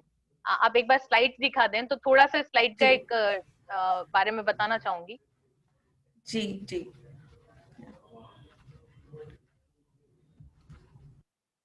कुछ फोटो मैंने कलेक्ट किए थे जो हमारे साथियों ने अ, बनाए थे। हालांकि स्लाइड्स आगे पीछे हो गई। आपने जनरली देखा होगा कि जो लोग हैं उनमें एक जो बॉन फायर वाला मामला है, ये आपको हर एक जगह, हर जगह, इवन ट्राइबल्स में भी आपको ये देखने को मिलेगा। इसको फुल साइज, फुल स्क्रीन कर सकते हैं? हाँ, फुल ये देखा होगा कि जो है, भले लोगों ने यहाँ पे स्वेटर ओढ़ रखे हैं, बट कहीं ना कहीं जो है एक आग जलाकर बैठने की प्रथा जो है वो है, ठंड से बचने के लिए। ये सिर्फ इंसानों तक ही सीमित नहीं है, ये जो है जानवरों के लिए भी बहुत उतना ही इम्पोर्टेंट है। क्योंकि हम सिर्फ इंसानों की बातें कर रहे हैं कि वो कहीं ना कहीं स्वेटर जो है, एक व्यक्ति जो है ठंड से बच सकता है, पर कई सारे जीव जंतु हैं जो कहीं ना कहीं उसी चीज पे डिपेंडेंट है कि अगर वो आग जलाएंगे तो कहीं ना कहीं उनको भी ठंड से बचने का मौका मिलेगा। तो ये फोटो डालने का सिर्फ कुत्ते के साथ यही मकसद था।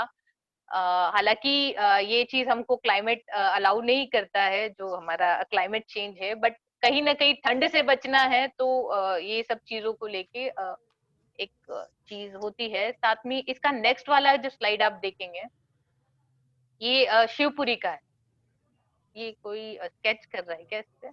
तो ये जो दो फोटोज दिख रहे हैं, ये फोटोज बताने का सिर्फ इतना मकसद है कि आप देख रहे हैं कि एक परिवार है जिन्होंने जो चूल्हा, जिसमें वो लोग खाना बनाते हैं, घर के अंदर जो चूल्हा होता है उसमें आग जली हुई है और लोग हाथ ताप रहे हैं। और वही चूल्हा बाद में क्या करेंगे, वो जो है हल्का हल्का, चूंकि घर में पूरी गर्मी आ गई है, उस कच्चे घर में गर्मी आ गई है, तो अब वो लोग सो जाएंगे और वो चूल्हे की आग जलती रहेगी। तो ये काम जो है ज्यादातर होता है। इसके अलावा जो है इसका नेक्स्ट स्लाइड में जब आप देखेंगे, क्योंकि शिवपुरी शहरिया डोमिनेटेड है, तो वो आपने शहरिया का देखा। जो अभी मैंने कहा था, एक एक पुआल का एक रजाई नुमा आकृति या रजाई टाइप की बना लेते हैं, जो कहीं ना कहीं जब किसान जाते हैं खेत में तो लगा के फिर उसके ऊपर लेटते हैं, या इसे ओढ़ते भी हैं। ये दोनों तरह के काम इसके किए जाते हैं। तो ये दिख रहे हैं आपको, चावल की पुआल है जिससे एक बुजुर्ग व्यक्ति जो है एक बांध के एक चटाई टाइप का बना रहा है, एक रजाई टाइप का बना रहा है, और उस पे सोने से कहीं ना कहीं जो है जितनी उनकी जो है गर्मी ठंड से बचने का एक बहुत बड़ा उपाय है जो वो लोग जनरली उपयोग में लाते हैं। ये रीवा के कोल ट्राइब का एक जो फोटो है वो आपको नजर आ रहा है। तो इतना ही कहना चाहूंगी। तो बात यही है कि फूड कंजम्पशन भी कहीं ना कहीं एक मायने रखता है। तो ट्राइबल का फूड जो है, फूड कंजम्पशन है, वो ठंड के दिनों में कुछ अलग पैटर्न हो जाता है। लाइक महुआ के लड्डू, महुआ और तिल को साथ में पीस के वो लोग काम में लाते हैं ताकि ठंड से बचा जा सके। तो कहीं ना कहीं एक एडाप्टेशन काफी हद तक बोल सकते हैं कि वो लोग फॉलो करते हैं कि जो लोकल रिसोर्सेज हैं उसी में कहीं ना कहीं काम कर सके। यही इतना ही कहना चाहूंगी। अगर आपके कोई प्रश्न हो तो बता दीजिएगा, और मैंने अगर कुछ छोड़ दिया हो तो भी बता दें ताकि मैं ऐड कर दूं। जी धन्यवाद। Thank you Anjali, thank you. नहीं, आपने बहुत सारा कवर किया, बहुत इन्फॉर्मेटिव था हमारे लिए। किसी का भी कोई भी सवाल है तो प्लीज़ चैट पे लिख दीजिएगा। और अभी अंशु सर अगर आप है तो जी सर, आपसे जानना था अबाउट द होल एक्सपीरियंस। बहुत लोगों को पहले ही हम लोगों ने बोला था कि हम गूंज में क्यों उसको विंटर्स बोलते हैं उसके बारे में बताएंगे, डेटा से नहीं बट एक्सपीरियंसेस से। तो उस पर अगर आप बात करना चाहते हैं तो। एंड ऑल्सो सर, सफ़र अगर हमें प्ले करना है तो हम अभी प्ले कर सकते हैं। कर लो एक बार। हेलो हेलो ऑल, वो सफर प्ले कर लो। भूमिका बंद जाएगी। एक छोटा सा वीडियो है सफर, उसको हम प्ले करते हैं एंड तब उसके बारे में भी बातचीत होगी। सो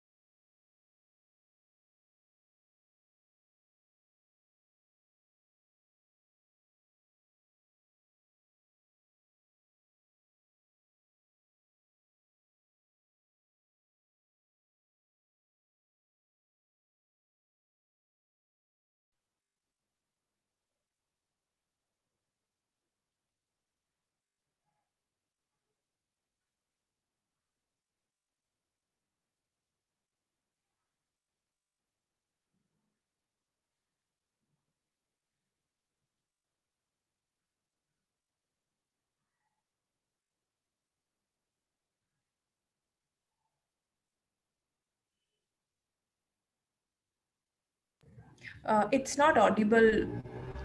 हम तो अब भी सोचते हैं। अगर हम पहले से स्टार्ट कर सकते हैं, थोड़ा बिगिनिंग से। Sorry, shall we start it again? Yeah. Okay, sure. सुनो, हमने तो कभी नहीं कहा कि जिन मकानों में तुम बसे हो वो हमने बनाए हैं। हमने तो कभी नहीं जताया कि गाड़ियां दौड़ती हैं तुम्हारी जिन सड़कों पर वो हमने बिछाई हैं। हमने तो कभी बोला ही नहीं कि जिस रिक्शा में तुम बैठते हो वो हमारे फेफड़े खींचते हैं। मैं जानता हूं ढूंढ रहे हो मुझे उस बंद नाली को खोलने के लिए, वो फैक्ट्री की बेजान मशीनों के लिए, रात को जागते रहो की आवाज के लिए, गाड़ी पर जमी मिट्टी को धोने के लिए। और मुझे पता है बाबूजी को मेरे हाथ के ही गोभी के पराठे पसंद हैं। तुम्हें बर्तन धोने से कितनी कोफ्त है। हम तो अब भी सोचते हैं फिर जाने क्यों दिया, क्यों छोड़ा सड़कों पर, क्यों बस और ट्रेन बंद थी। लाठियां क्यों चली हम पर, क्यों चले हम हफ्तों तक भूखे प्यासे। हमने तो कभी नहीं कहा कि हम सिर्फ काम पर याद आते हैं। हमने तो ना स्कूल मांगे, ना सड़क, ना गाड़ियां, ना पक्की छत। फिर एक बार इशारे से फोन करके आवाज देकर रुका तो होता इस अनचाहे सफर से पहले।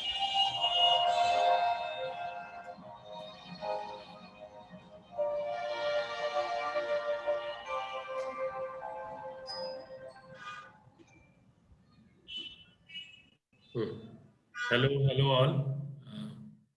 मैं ऑल्दो ये सब वीडियो तो बहुत लोगों ने देखा होगा पहले भी, अभी क्योंकि काफ़ी टाइम से चल रहा है, बट मैं आजकल इंसिस्ट करने लगा हूँ कि हर सेशन के बीच में या पहले चला दिया जाए, क्योंकि अनफॉर्चुनेटली हम लोग ऐसा सोच रहे हैं कि माइग्रेंट का क्राइसिस था, मतलब वो पास्ट टेंस में आ गया है। We are not understanding that it started. ऐसा नहीं कि वो इससे कोविड से पहले नहीं था, मतलब वो जितने भी लाखों लोग आपको सड़कों पे दिखे उस समय चलते हुए, वो अल्टीमेटली तो शहरों से ही निकले हुए लोग थे।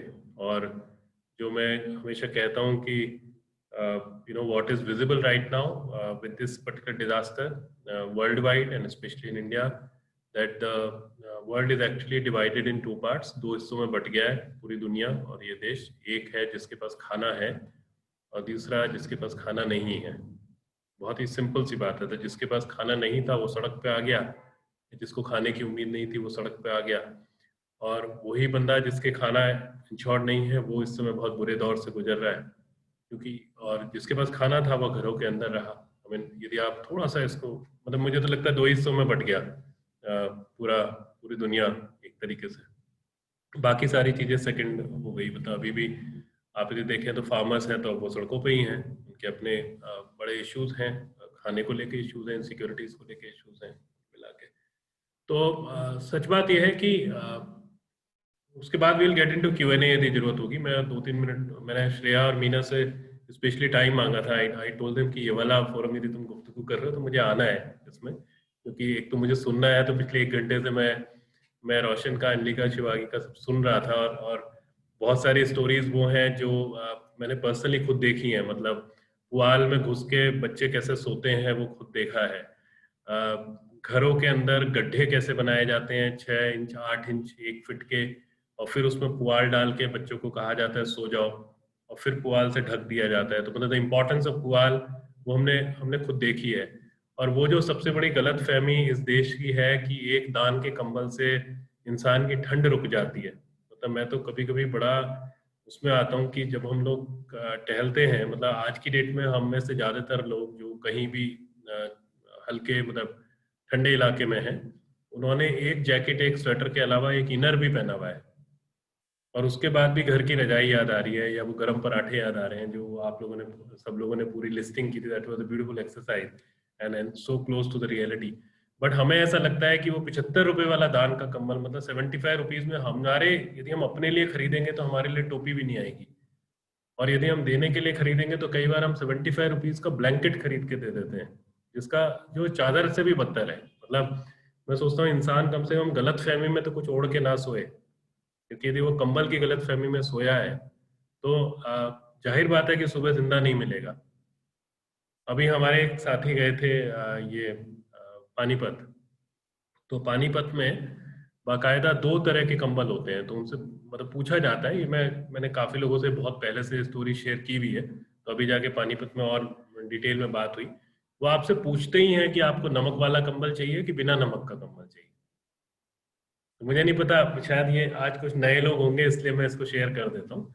तो हम ये कहते थे, तो ये मेरा शुरू का प्रॉब्लम क्या थी कि जैसे आप कहीं गांव में गए और आपने वो कंबल दिए हुए हैं जिसको शॉडी ब्लैंकेट बोलते हैं, मतलब सारे वैसे नहीं होते बट लार्ज नंबर, तो बंदा आराम से सो रहा है, आपने कंबल दे दिया, और वो सुबह उठा तो पता लगा कि पूरे कपड़ों पे निशान आ गए पूरी तरीके से, और रात को बहुत सारा पानी पानी हो गया इंसान के ऊपर। क्योंकि होता क्या है कि ये जितने लो क्वालिटी ब्लैंकेट्स हैं उसको ग्लॉसी दिखाने के लिए और उसका वेट बढ़ाने के लिए एक सॉल्ट की कोट कर दिया जाता है उस पर। तो जैसे जो हमारे मसालेदानी में नमकदानी का जो नेचर होता है ना, जिसमें सॉल्ट का जो खाना होता है उस वो हमेशा बरसात में या मॉइस्चर के समय में what ever the chemical reaction is, तो वो वाटर में कन्वर्ट हो जाता है, वो वाटरी हो जाता है। तो उसी तरीके से पता लगा आपने 1 किलो 100 ग्राम का ब्लैंकेट दिया और सुबह वो 800 ग्राम का रह गया या 700 ग्राम का रह गया, बिकॉज 300-400 ग्राम्स ऑफ सॉल्ट वो बह गया। तो वो अल्टीमेटली जाल बन जाता है। ये जितने भी सस्ते ब्लैंकेट आ रहे हैं मार्केट में उन सब का यही हाल है। वो दिखने के ब्लैंकेट हैं बट वो असली ब्लैंकेट नहीं है। तो और या जो आपने वो जानवरों का एक पिक्चर दिखाया उसमें वो सारी बहुत हार्डकोर रियलिटी है। और जिस देश में इंसान की मौत की गिनती ना होती है उसमें जानवरों की तो क्या ही होगी। हमें आज तक नहीं मालूम कि इस पेंडेमिक के टाइम में कितने जानवरों ने सफर किया है इस देश में, जिनके पास लेफ्ट ओवर फूड भी नहीं था उस तरीके से। तो मैं बस आज ये बोलने के लिए आया हूँ कि ये बहुत ही टफ टाइम है हम लोगों के लिए, इस देश के लिए भी, क्योंकि ये जो सफर अभी आपको दिखाया इसका एक सिंपल सा आप यदि एक वो शॉट देखेंगे जिसमें वो 4-5 लोगों की फैमिली जा रही है, और यदि आपको उस समय की जो भी इमेजेस याद हैं, आपको हमेशा ये याद होगा कि एक इंसान के पास एक बैकपैक था या एक बैग या एक पोटली थी। आपने कभी किसी को बहुत सारे सामान के साथ चलते हुए नहीं देखा होगा क्योंकि प्रैक्टिकली पॉसिबल नहीं था।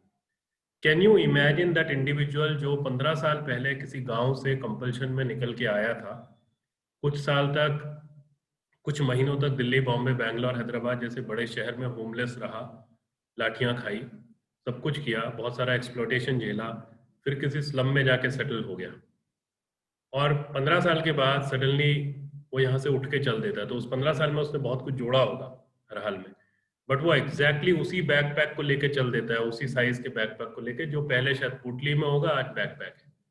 बट उसकी जिंदगी was not limited to that backpack, it has come down to that backpack now.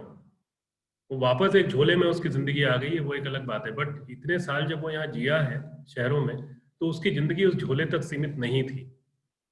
अब आज जब वो गांव गया तो उसके पास वहां भी कोई बिलोंगिंग नहीं है, और जब वो वापस आ रहा है कंपल्शन में, क्योंकि गांव उसको रोजगार नहीं दे रहा, जो आप देख ही रहे हैं अभी लोग गाड़ियां भेज भेज के बुला रहे हैं, तो ऐसा नहीं है कि कोई बहुत बड़ी फैसिलिटीज के साथ में लोगों को बुलाया जा रहा हो किसी भी हाल में। और यदि आप मार्केट को देखेंगे, हम लोग मुरादाबाद में काम करते हैं, वहां पे सेकेंड हैंड कपड़े का पूरा मार्केट डाउन था। दरियों की वो अड्डा है, दरियां बनती हैं वहाँ बहुत बड़े स्केल पर, लाखों लोगों का, हजारों लोगों का एम्प्लॉयमेंट है। व्हेन आई से हजारों लोग, I also include the people who deal in the second hand cloth, क्योंकि वो लोग वहाँ सप्लाई करते हैं। सब कुछ उनका धंधा खत्म हो गया पूरी तरीके से। पटरी बाजार पे सामान नहीं मिल रहा, और यदि सामान मिल रहा है तो परचेजिंग पावर लोगों की नहीं बची है।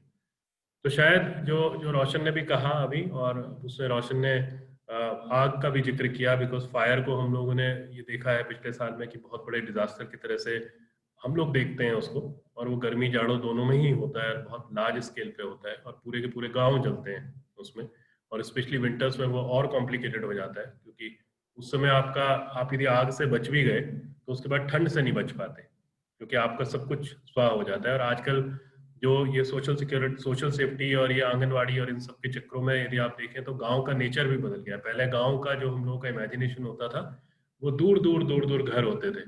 अब वो सब एक जमीन पर एक कुनबे में एक पर्टिकुलर ज्योग्राफी में बसते हैं, एक छोटे से इलाके में बसते हैं।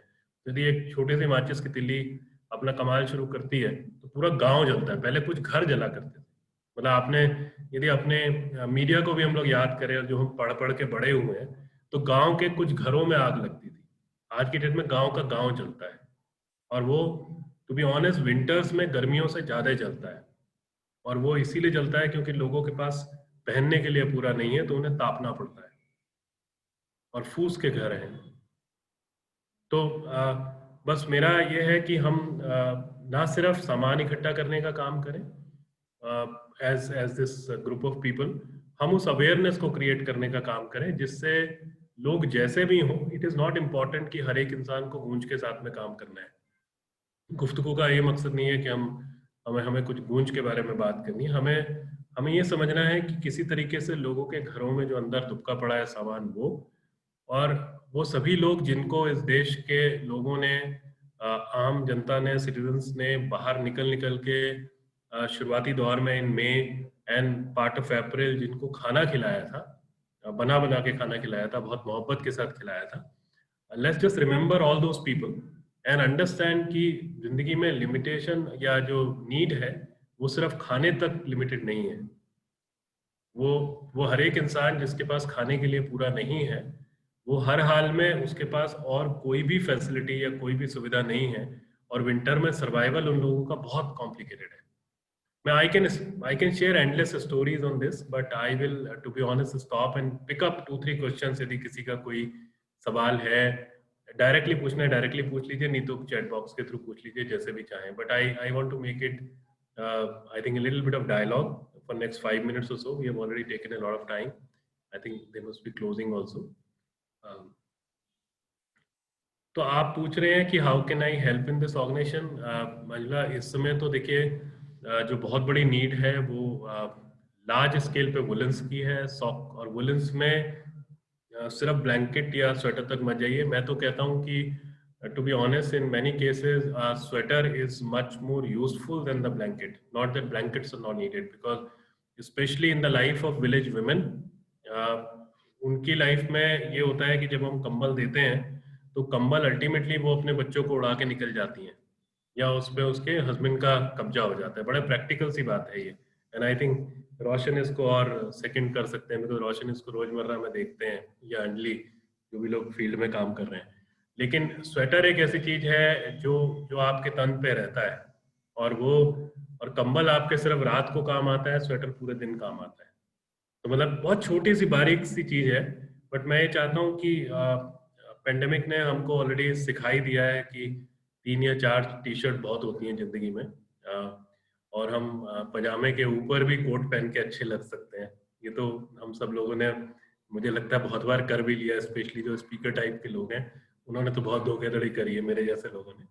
बट वी ऑल्सो अंडरस्टूड कि हमारी अपनी लिमिटेड नीड्स हैं क्या, मतलब what is that which is actually not bare minimum but what is needed for us to really live, not only to survive. We all now know that.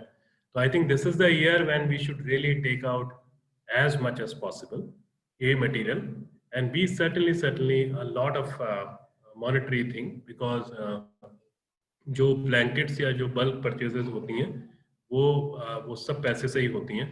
उस level पे आप सामान इकट्ठा नहीं कर पाते. गुंज ने एक और बड़ा मॉडल शुरू से किया है, और जो मैं चाहता हूँ कि और लोग भी करें. हम बाजार में जाके नया सामान नहीं खरीदते. If you talk about the specially the woollens and the saris, 2 critical cap जो हमारे काम में होते हैं, हम बहुत लार्ज स्केल पे सेकेंड हैंड मटेरियल परचेज करते हैं. तो जो स्वेटर्स हैं या शॉल्स हैं, सॉक्स है, कैप्स है, जो भी है, बहुत लार्ज स्केल पे सेकेंड हैंड करते हैं. तो एक तो फायदा ये होता है कि एक नए स्वेटर की कॉस्ट में आपको 7-8 पुराने मिल जाते हैं, 6 पुराने मिल जाते हैं. So you are able to generate a lot of quantity, which is the key thing right now. दूसरा जो एक इकोनॉमी है वो बहुत बड़ी चीज है, क्योंकि आप उस पूरे साइकिल में बहुत सारे लोगों के लिए एम्प्लॉयमेंट क्रिएट करते हैं. नॉट दैट कि नया सामान एम्प्लॉयमेंट क्रिएट नहीं कर रहा, बट नए सामान का फिर भी एक मार्केट है जो शॉप्स में बिक रहा है. बट पुराने सामान के खरीदार बहुत कम है. पुराने सामान को इमीडिएटली कोई उठाता नहीं है एक तरीके से. But that is what we are doing, and we are doing it for years. इस साल हर हाल में हम चाहते हैं कि हम उसको बहुत लार्ज स्केल पे बहुत स्केल अप करें. तो यदि आप लोग किसी भी तरह के कैंपेन्स रन कर सकते हैं, कुछ भी कर सकते हैं. और हम अगेन रिपीटिंग कि सबको गूंज के साथ काम करने की जरूरत नहीं है. जिसके साथ काम हो जाए, बट मतलब काम हो जाए किसी तरीके से. हम में से बहुत सारे लोगों ने मिलके कुछ लोगों को भूख से बचाया, अब अगले 2-3 महीने लग के ठंड से बचा लेते हैं. क्योंकि देखिए सीधी सी बात है कि लोग ठंड से नहीं मरते हैं, ये पक्की गारंटी की बात है. ये मुझे बहुत साल बाद समझ आया था. हबीब की कहानी आप में से बहुत सारे लोगों ने सुनी है, वो जो डेड बॉडी पिक करते थे, और मैं बहुत समय तक ये सोचता रहा कि ठंड से लोग मरते हैं. मेरा जब सेल्फ रियलाइजेशन हुआ कि मैं अपने बजाज सुपर LML वेस्पा पर 60-70 की स्पीड पे जिंदा रहा, रात को 10 बजे भी जिंदा रहा, और कोई इंसान सड़क पे मर गया, तो ये एक्चुअली ठंड नहीं है, ये कपड़े की कमी है. मैं सिर्फ इसलिए जिंदा रहा क्योंकि मेरे पास 2 लेयर ऑफ क्लॉथ थे, और उस समय एक खासतौर पे स्टूडेंट पे जो अब भी पॉपुलर है, बट जो थोड़े मतलब मिडिल क्लास के बच्चे हुआ करते थे, वो एक पतली सी विंड शीटर और पहन लिया करते थे, पतला सा, जिसको चुपचाप उठा के बैग में रख देते थे। वो मतलब जैसे वो मैनेजर लेवल पे होते थे, टाई पहननी होती थी, तो चुपचाप ऑफिस में जाके उसको अंदर रख दिया करते थे बैग के अंदर, तो वो विंड शीटर आपको बचा लिया करता था, विंड शीटर बचा लिया करता था। तो जो मौत होती है, जो सफरिंग होती है, वो हर हाल में कपड़े की कमी से होती है, वो ठंड से नहीं होती, क्योंकि टेम्परेचर तो मेरे और बाहर वाले सबके लिए सेम है। और सपोज मैं भी सुबह से शाम तक बाहर घूमता रहता हूँ, या लोग, हमारी अपनी टीम फील्ड में घूमती रहती है, तो जो टीम है वो जिंदा रहती है, और जिन लोगों के लिए वो काम करती है, जिन लोगों तक नहीं पहुंची, वो मर जाते हैं। तो ये कपड़े का मामला है। और आज इस बार हम ये सोच ही रहे थे कि अब बहुत हो गया, गूंज बहुत 50 चीज में हम लोग निकलते चले जा रहे हैं, नई नई बातें कर रहे हैं, विलेज डेवलपमेंट की बात कर रहे हैं। इस साल विंटर्स में लग के थोड़ी और कपड़े पे बात करते हैं। Let's come back to the basic, because वो भी दोबारा से बहुत बड़ा इशू बन गया है। तो गूंज के वेबसाइट पे सब है इंफॉर्मेशन, चाहे आपको, और यदि कैंपेन करने हैं तो बताइएगा। I think Shreya, Meena, or the team of Guftku can work with you to develop those campaigns. I'll stop here. Any other question, then I will pick up. Otherwise, thank you.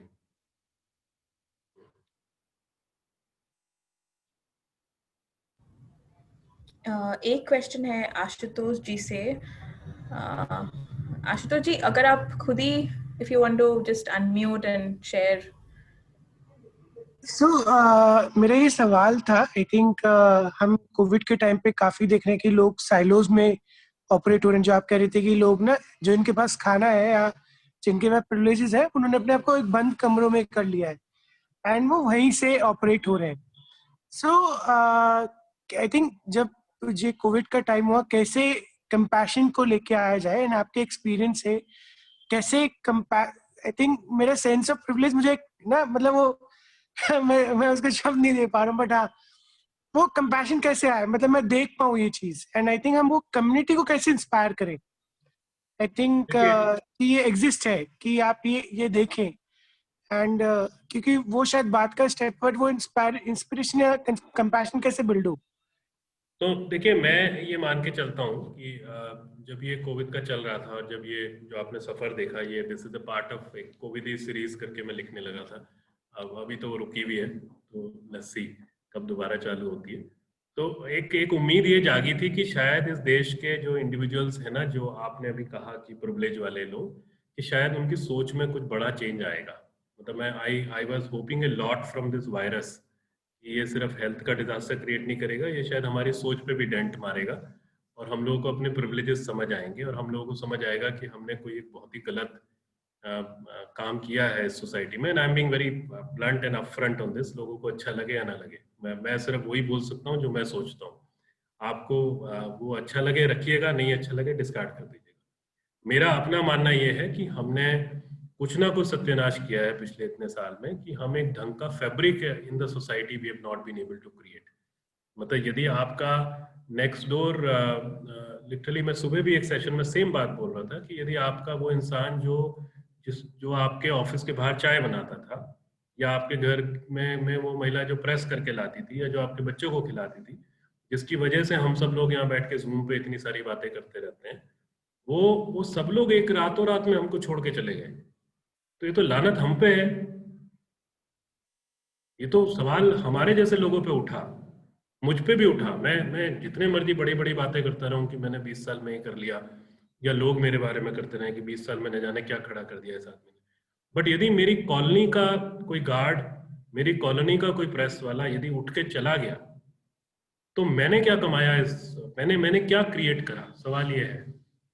वो trust या वो fabric बचा कहाँ? वो कैसे सड़क पे निकल गया, बिना सब कुछ ये जानते हुए कि उसके पास ना कोई रास्ता है, ना कोई तरीके हैं, ना उसको डिस्टेंस मालूम है, ना कोई मोड ऑफ ट्रैवल है। मतलब आई हैव मेट, उस पूरे दौर में आई हैव मेट पीपल जो 100 रुपए जेब में लेके वॉक कर रहे थे। एंड कहाँ के लिए वॉक कर रहे थे? सहरसा, समस्तीपुर, गोरखपुर के लिए वॉक कर रहे थे। कितना कलेजा चाहिए होगा, या कितना उन्हें डर लगा होगा हम जैसे लोगों से कि यार इस जगह तो रहना नहीं, कम से कम। मतलब people coming to you and saying कि क्यों जा रहे हो? कम से कम मैं अपने लोगों के साथ में मरूंगा तो सही. Imagine the sentiment. But unfortunately, the large part of this country is still not understanding that. हम मतलब हमारे यहाँ केसेस हैं, अभी आशुतोष एक नोएडा का ही केस है जहाँ पर एक RWA ने अपने प्रेस वाले को भगा दिया उस समय, क्योंकि मतलब सब सच बात ये है कि जब आप प्रेस वाले को, मेड को, सबको, अपनी हाउस हेल्प को भगाते हैं तो सच बात तो ये है कि उनको आपसे खतरा है, आप बाहर भटकते रहते हो, वो तो आपकी हाउस हेल्प तो आपके घर में रहती है. तो उसको भगा दिया. 4-5 महीने बाद वो आया वापस. 3 लोगों की फैमिली है, हस्बैंड, वाइफ और बच्चा. 5 महीने से कुछ कमाया नहीं है उन्होंने. वो यूपी बिहार से कहीं से हैं, उन्होंने कुछ वहाँ तो कुछ कमाई हुई नहीं इस पूरे प्रोसेस में ऑब्वियसली. जब वो वापस आए तो उन तीनों लोगों को उस RWA ने फोर्स किया कि पहले तुम अपना कोविड का टेस्ट कराओ. अब वो तो एक बड़ा रैकेट है इस देश में, कोविड का टेस्ट तो इतना बड़ा रैकेट है कि हम क्या जाने. मतलब एक वो छोटा सा टेस्ट हुआ, आज भी कोई मतलब बड़े बड़े हॉस्पिटल 6-6 हज़ार रुपये चार्ज कर रहे हैं उसके. 1,500 रुपये तो कलेक्शन के ले लेते हैं पर पर्सन. एक ही घर में 3 लोगों का करते हैं तो 3 लोगों से कलेक्शन चार्ज लेते हैं. तो उस फैमिली को दे हैड टू स्पेंड कोई 8-8.5 हज़ार रुपये, जो भी वहाँ का रेट होगा, 2600-2400 से तो कम कहीं है ही नहीं उस इलाकों में. उस फैमिली को पहले वो 7-8 हज़ार रुपये खर्च करने पड़े, तब कहीं जाके उस RWA में दोबारा उनको एंट्री मिली अपनी प्रेस का दुकान लगाने की. और प्रेस के लिए कपड़े जो अब जाते हैं वो आधे हो गए. वो कैसे रिकवर करेगा, गॉड ओनली नोस. तो मुझे तो लगता है कि जो ये सेंस ऑफ प्रिविलेज है या जो प्रिविलेज है, इसको हम लोगों को अब कर्जा समझ लेना चाहिए और खुल के बोलना चाहिए कि हम सब्सिडी के प्रोडक्ट हैं. मैं और मेरी जो सब्सिडी है, मुझे कोई सरकारें ने आज तक कोई 50 साल में सब्सिडी नहीं दी होगी. मेरी जो सब्सिडी है वो या तो किसान से आती है और या लेबर से आती है, उस मजदूर से आती है जो मेरा घर बनाता है, और उस किसान से आती है जो मुझे पिछले 40 साल से पाल रहा है और मेरे परिवारों को भी पाला है, मेरे दोस्तों को, सबको पाला है. अल्टीमेटली मैं थोड़ी जाके सुसाइड करता हूँ, किसान जाके सुसाइड करता है. तो यदि हम आज 40 लोग यहाँ पे हैं, 40-50 जितने भी लोग हैं, यदि हम ही इसमें थोड़ा सा डेप्थ में जाके सोचना शुरू कर दें और हम 10-10 लोगों के बिल्कुल दिमाग में कीड़ा डाल दें कि तुम सब्सिडी के प्रोडक्ट हो, मतलब तुमसे MIT की फीस पे नहीं होती बट तुम IIT करके निकले हो, तो किसी की तो सब्सिडी खाई होगी तुमने. मेरी तो औकात नहीं थी. मैंने तो इस बात कैलकुलेशन कई बार बता भी दिया सेशंस में कि यदि IIMC जहाँ का मैं पास आउट हूँ, जहाँ मैं 2 साल था, यदि वहाँ पर मार्केट की फीस होती तो मैं जिस मिडिल क्लास खूबसूरत फैमिली से आता हूँ, मेरी फैमिली तो अफोर्ड नहीं करती. और सबसे बड़ी बात, 70% बच्चे तो वो 10th 12th भी नहीं कर पाते. यदि 10% बच्चे गांव के और निकल गए होते वहां पर, तो मेरी हिम्मत ही नहीं होती IIMC में जाने की. तो मैं कहाँ का ब्राइट ब्रेन, बताइए. तो गांव के हमने पढ़ाइयों पे ध्यान नहीं दिया, लोगों को पढ़ाई पे ध्यान नहीं दिया, वो बच्चे हमारे से आ ही नहीं पाते. तो हमारा तो जो पूरा कंपटीशन है इन सारे कॉम्पिटिटिव एग्जाम्स का, वो इतना शैलो है, और उसके बाद हम अपने को ब्राइटेस्ट ब्रेन बोलते हैं. जिस दिन वो सारे गांव के बच्चे हमारे साथ में खड़े हो गए ना, हमसे 10th पास नहीं होगी. अभी देखिए ना आप, ये अच्छे वाले इतने से देश की इतनी सी आबादी से दिल्ली यूनिवर्सिटी के एग्जाम पास नहीं हो रहे. 7 बच्चों के तो 100% आ जाते हैं. कट ऑफ आपकी बताइए 100% हो गई, बताइए कोई तरीका है? जिस दिन देश के वो लोग यहाँ पे आ गए, उनका क्या होगा, ये सोच के देखिए. तो ये बहुत एक अजीब सा टाइम है जिसमें हम शायद सभी लोगों को बहुत गहराई से, very deeply, we really need to really look into ourselves कि हम कहाँ खड़े हैं और क्यों खड़े हैं और कैसे खड़े हैं. तो ये जो पूरे हेल्प और सपोर्ट हैं, बेनिफिशियरी है, ये सारे शब्दों को आग लगा देनी चाहिए. बिकॉज इट्स जस्ट दैट कि हम अपने कर्जे उतार रहे हैं. तो जिसको समझ आ रहा है कि भाई चैन की नींद सोनी है बिना कर्जे के, वो जाके करेगा. जिसको नहीं समझ आ रहा वो अब भी अपनी एरोगेंस में रहेगा. सीधी सी बात है. तो मतलब मैं तो बहुत साल से ऐसा सोचता था, बट अब तो इस पूरे डिजास्टर के बाद तो कंप्लीटली समझ आ गया कि मैं तो I am completely sum total of the subsidy of the people जिन्होंने किया है. I am nothing. It can go on and on Ashutosh, ये बहुत सारा अंदर भरा हुआ है. तो I think I am handing it over to Shreya and Meena to take care of this. Thanks a lot for this. Thank you. अगर और किसी के कोई सवाल है तो हम ले सकते हैं, ज़्यादा टाइम नहीं है वैसे, बट अंजलि जी ने लिखा है कि गुफ्तगू को कंटिन्यू करिएगा इवन आफ्टर कोविड। तो अंजलि जी बिल्कुल हम कंटिन्यू करेंगे even after Covid. We hope the Covid also ends और हम ये गुफ्तगू ऑनलाइन भी करें और ऑफलाइन भी करें, साथ में मिलके बहुत सारी बातचीत। और every last Saturday of the month गुफ्तगू का मेलर आपको आएगा, इनवाइट आएगा, तो प्लीज़ प्लीज़ ज्वाइन करिए, अपने सर्कल में भी शेयर करिएगा। अभी हमारे पास एक लास्ट में जस्ट एक छोटा सा वीडियो है हमारे विंटर कैंपेन का, उड़ा दो जिंदगी, उसको एक बार प्ले करके then we will close it. Yes, someone has also written, please continue Guftagu. Sure, we will. Yeah.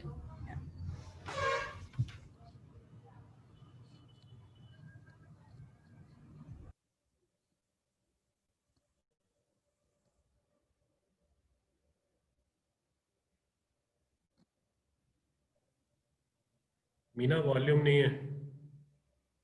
Is it? Yeah.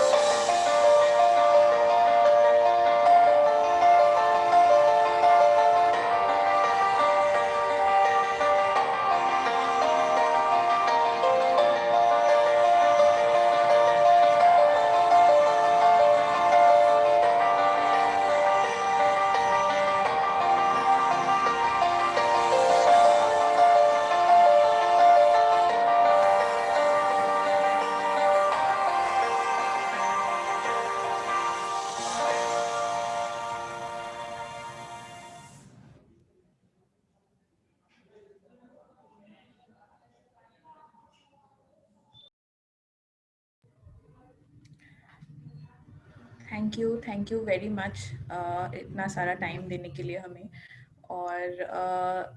और भी ODZ के बारे में, उड़ा दो जिंदगी के बारे में हम बहुत सारे क्वेश्चंस आ रहे हैं कि कैसे कंट्रीब्यूट कर सकता है, तो हम लोग आप लोगों को मेलर भेज देंगे विथ ऑल दी ऑप्शंस। आपके भी अगर कुछ भी आइडियाज़ हो, नॉट जस्ट वो ऑप्शंस, बट आप लोग प्लीज़ हमें कॉल पे, मेल पे ज़रूर बताइएगा। अगर कोई कुछ शेयर करना चाहता है, you can share and then we close it. Can I say something, Shreya? Yes, sure. बस मैं सबसे एक रिक्वेस्ट करना चाहूंगी कि बेशरम बन के, जिद्दी बन के, कुछ भी करके 10 लोगों को इस कॉल के बाद जरूर गूंज के बारे में बताएं या ना बताएं, लेकिन सर्दी से, विंटर्स से क्या हो रहा है उसके बारे में प्लीज थोड़ा सा चिंतन करके जरूर बताएं। कई बार हम आगे इसलिए बढ़ के नहीं बताते हैं क्योंकि हमें लगता है कि दूसरा क्या सोचेगा, या फिर कहीं जिक्र शुरू हो तो कुछ बात करें।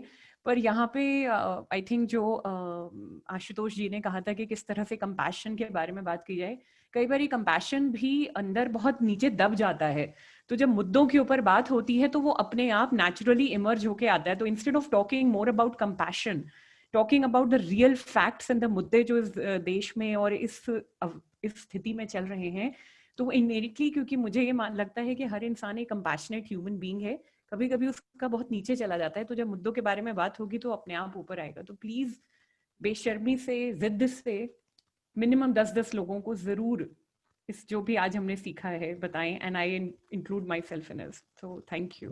बिल्कुल, ओके, धन्यवाद। आपका सुझाव बहुत अच्छा है मैडम, आपका सुझाव बहुत अच्छा है, ये इसको हम लोग पालन करने की कोशिश करेंगे।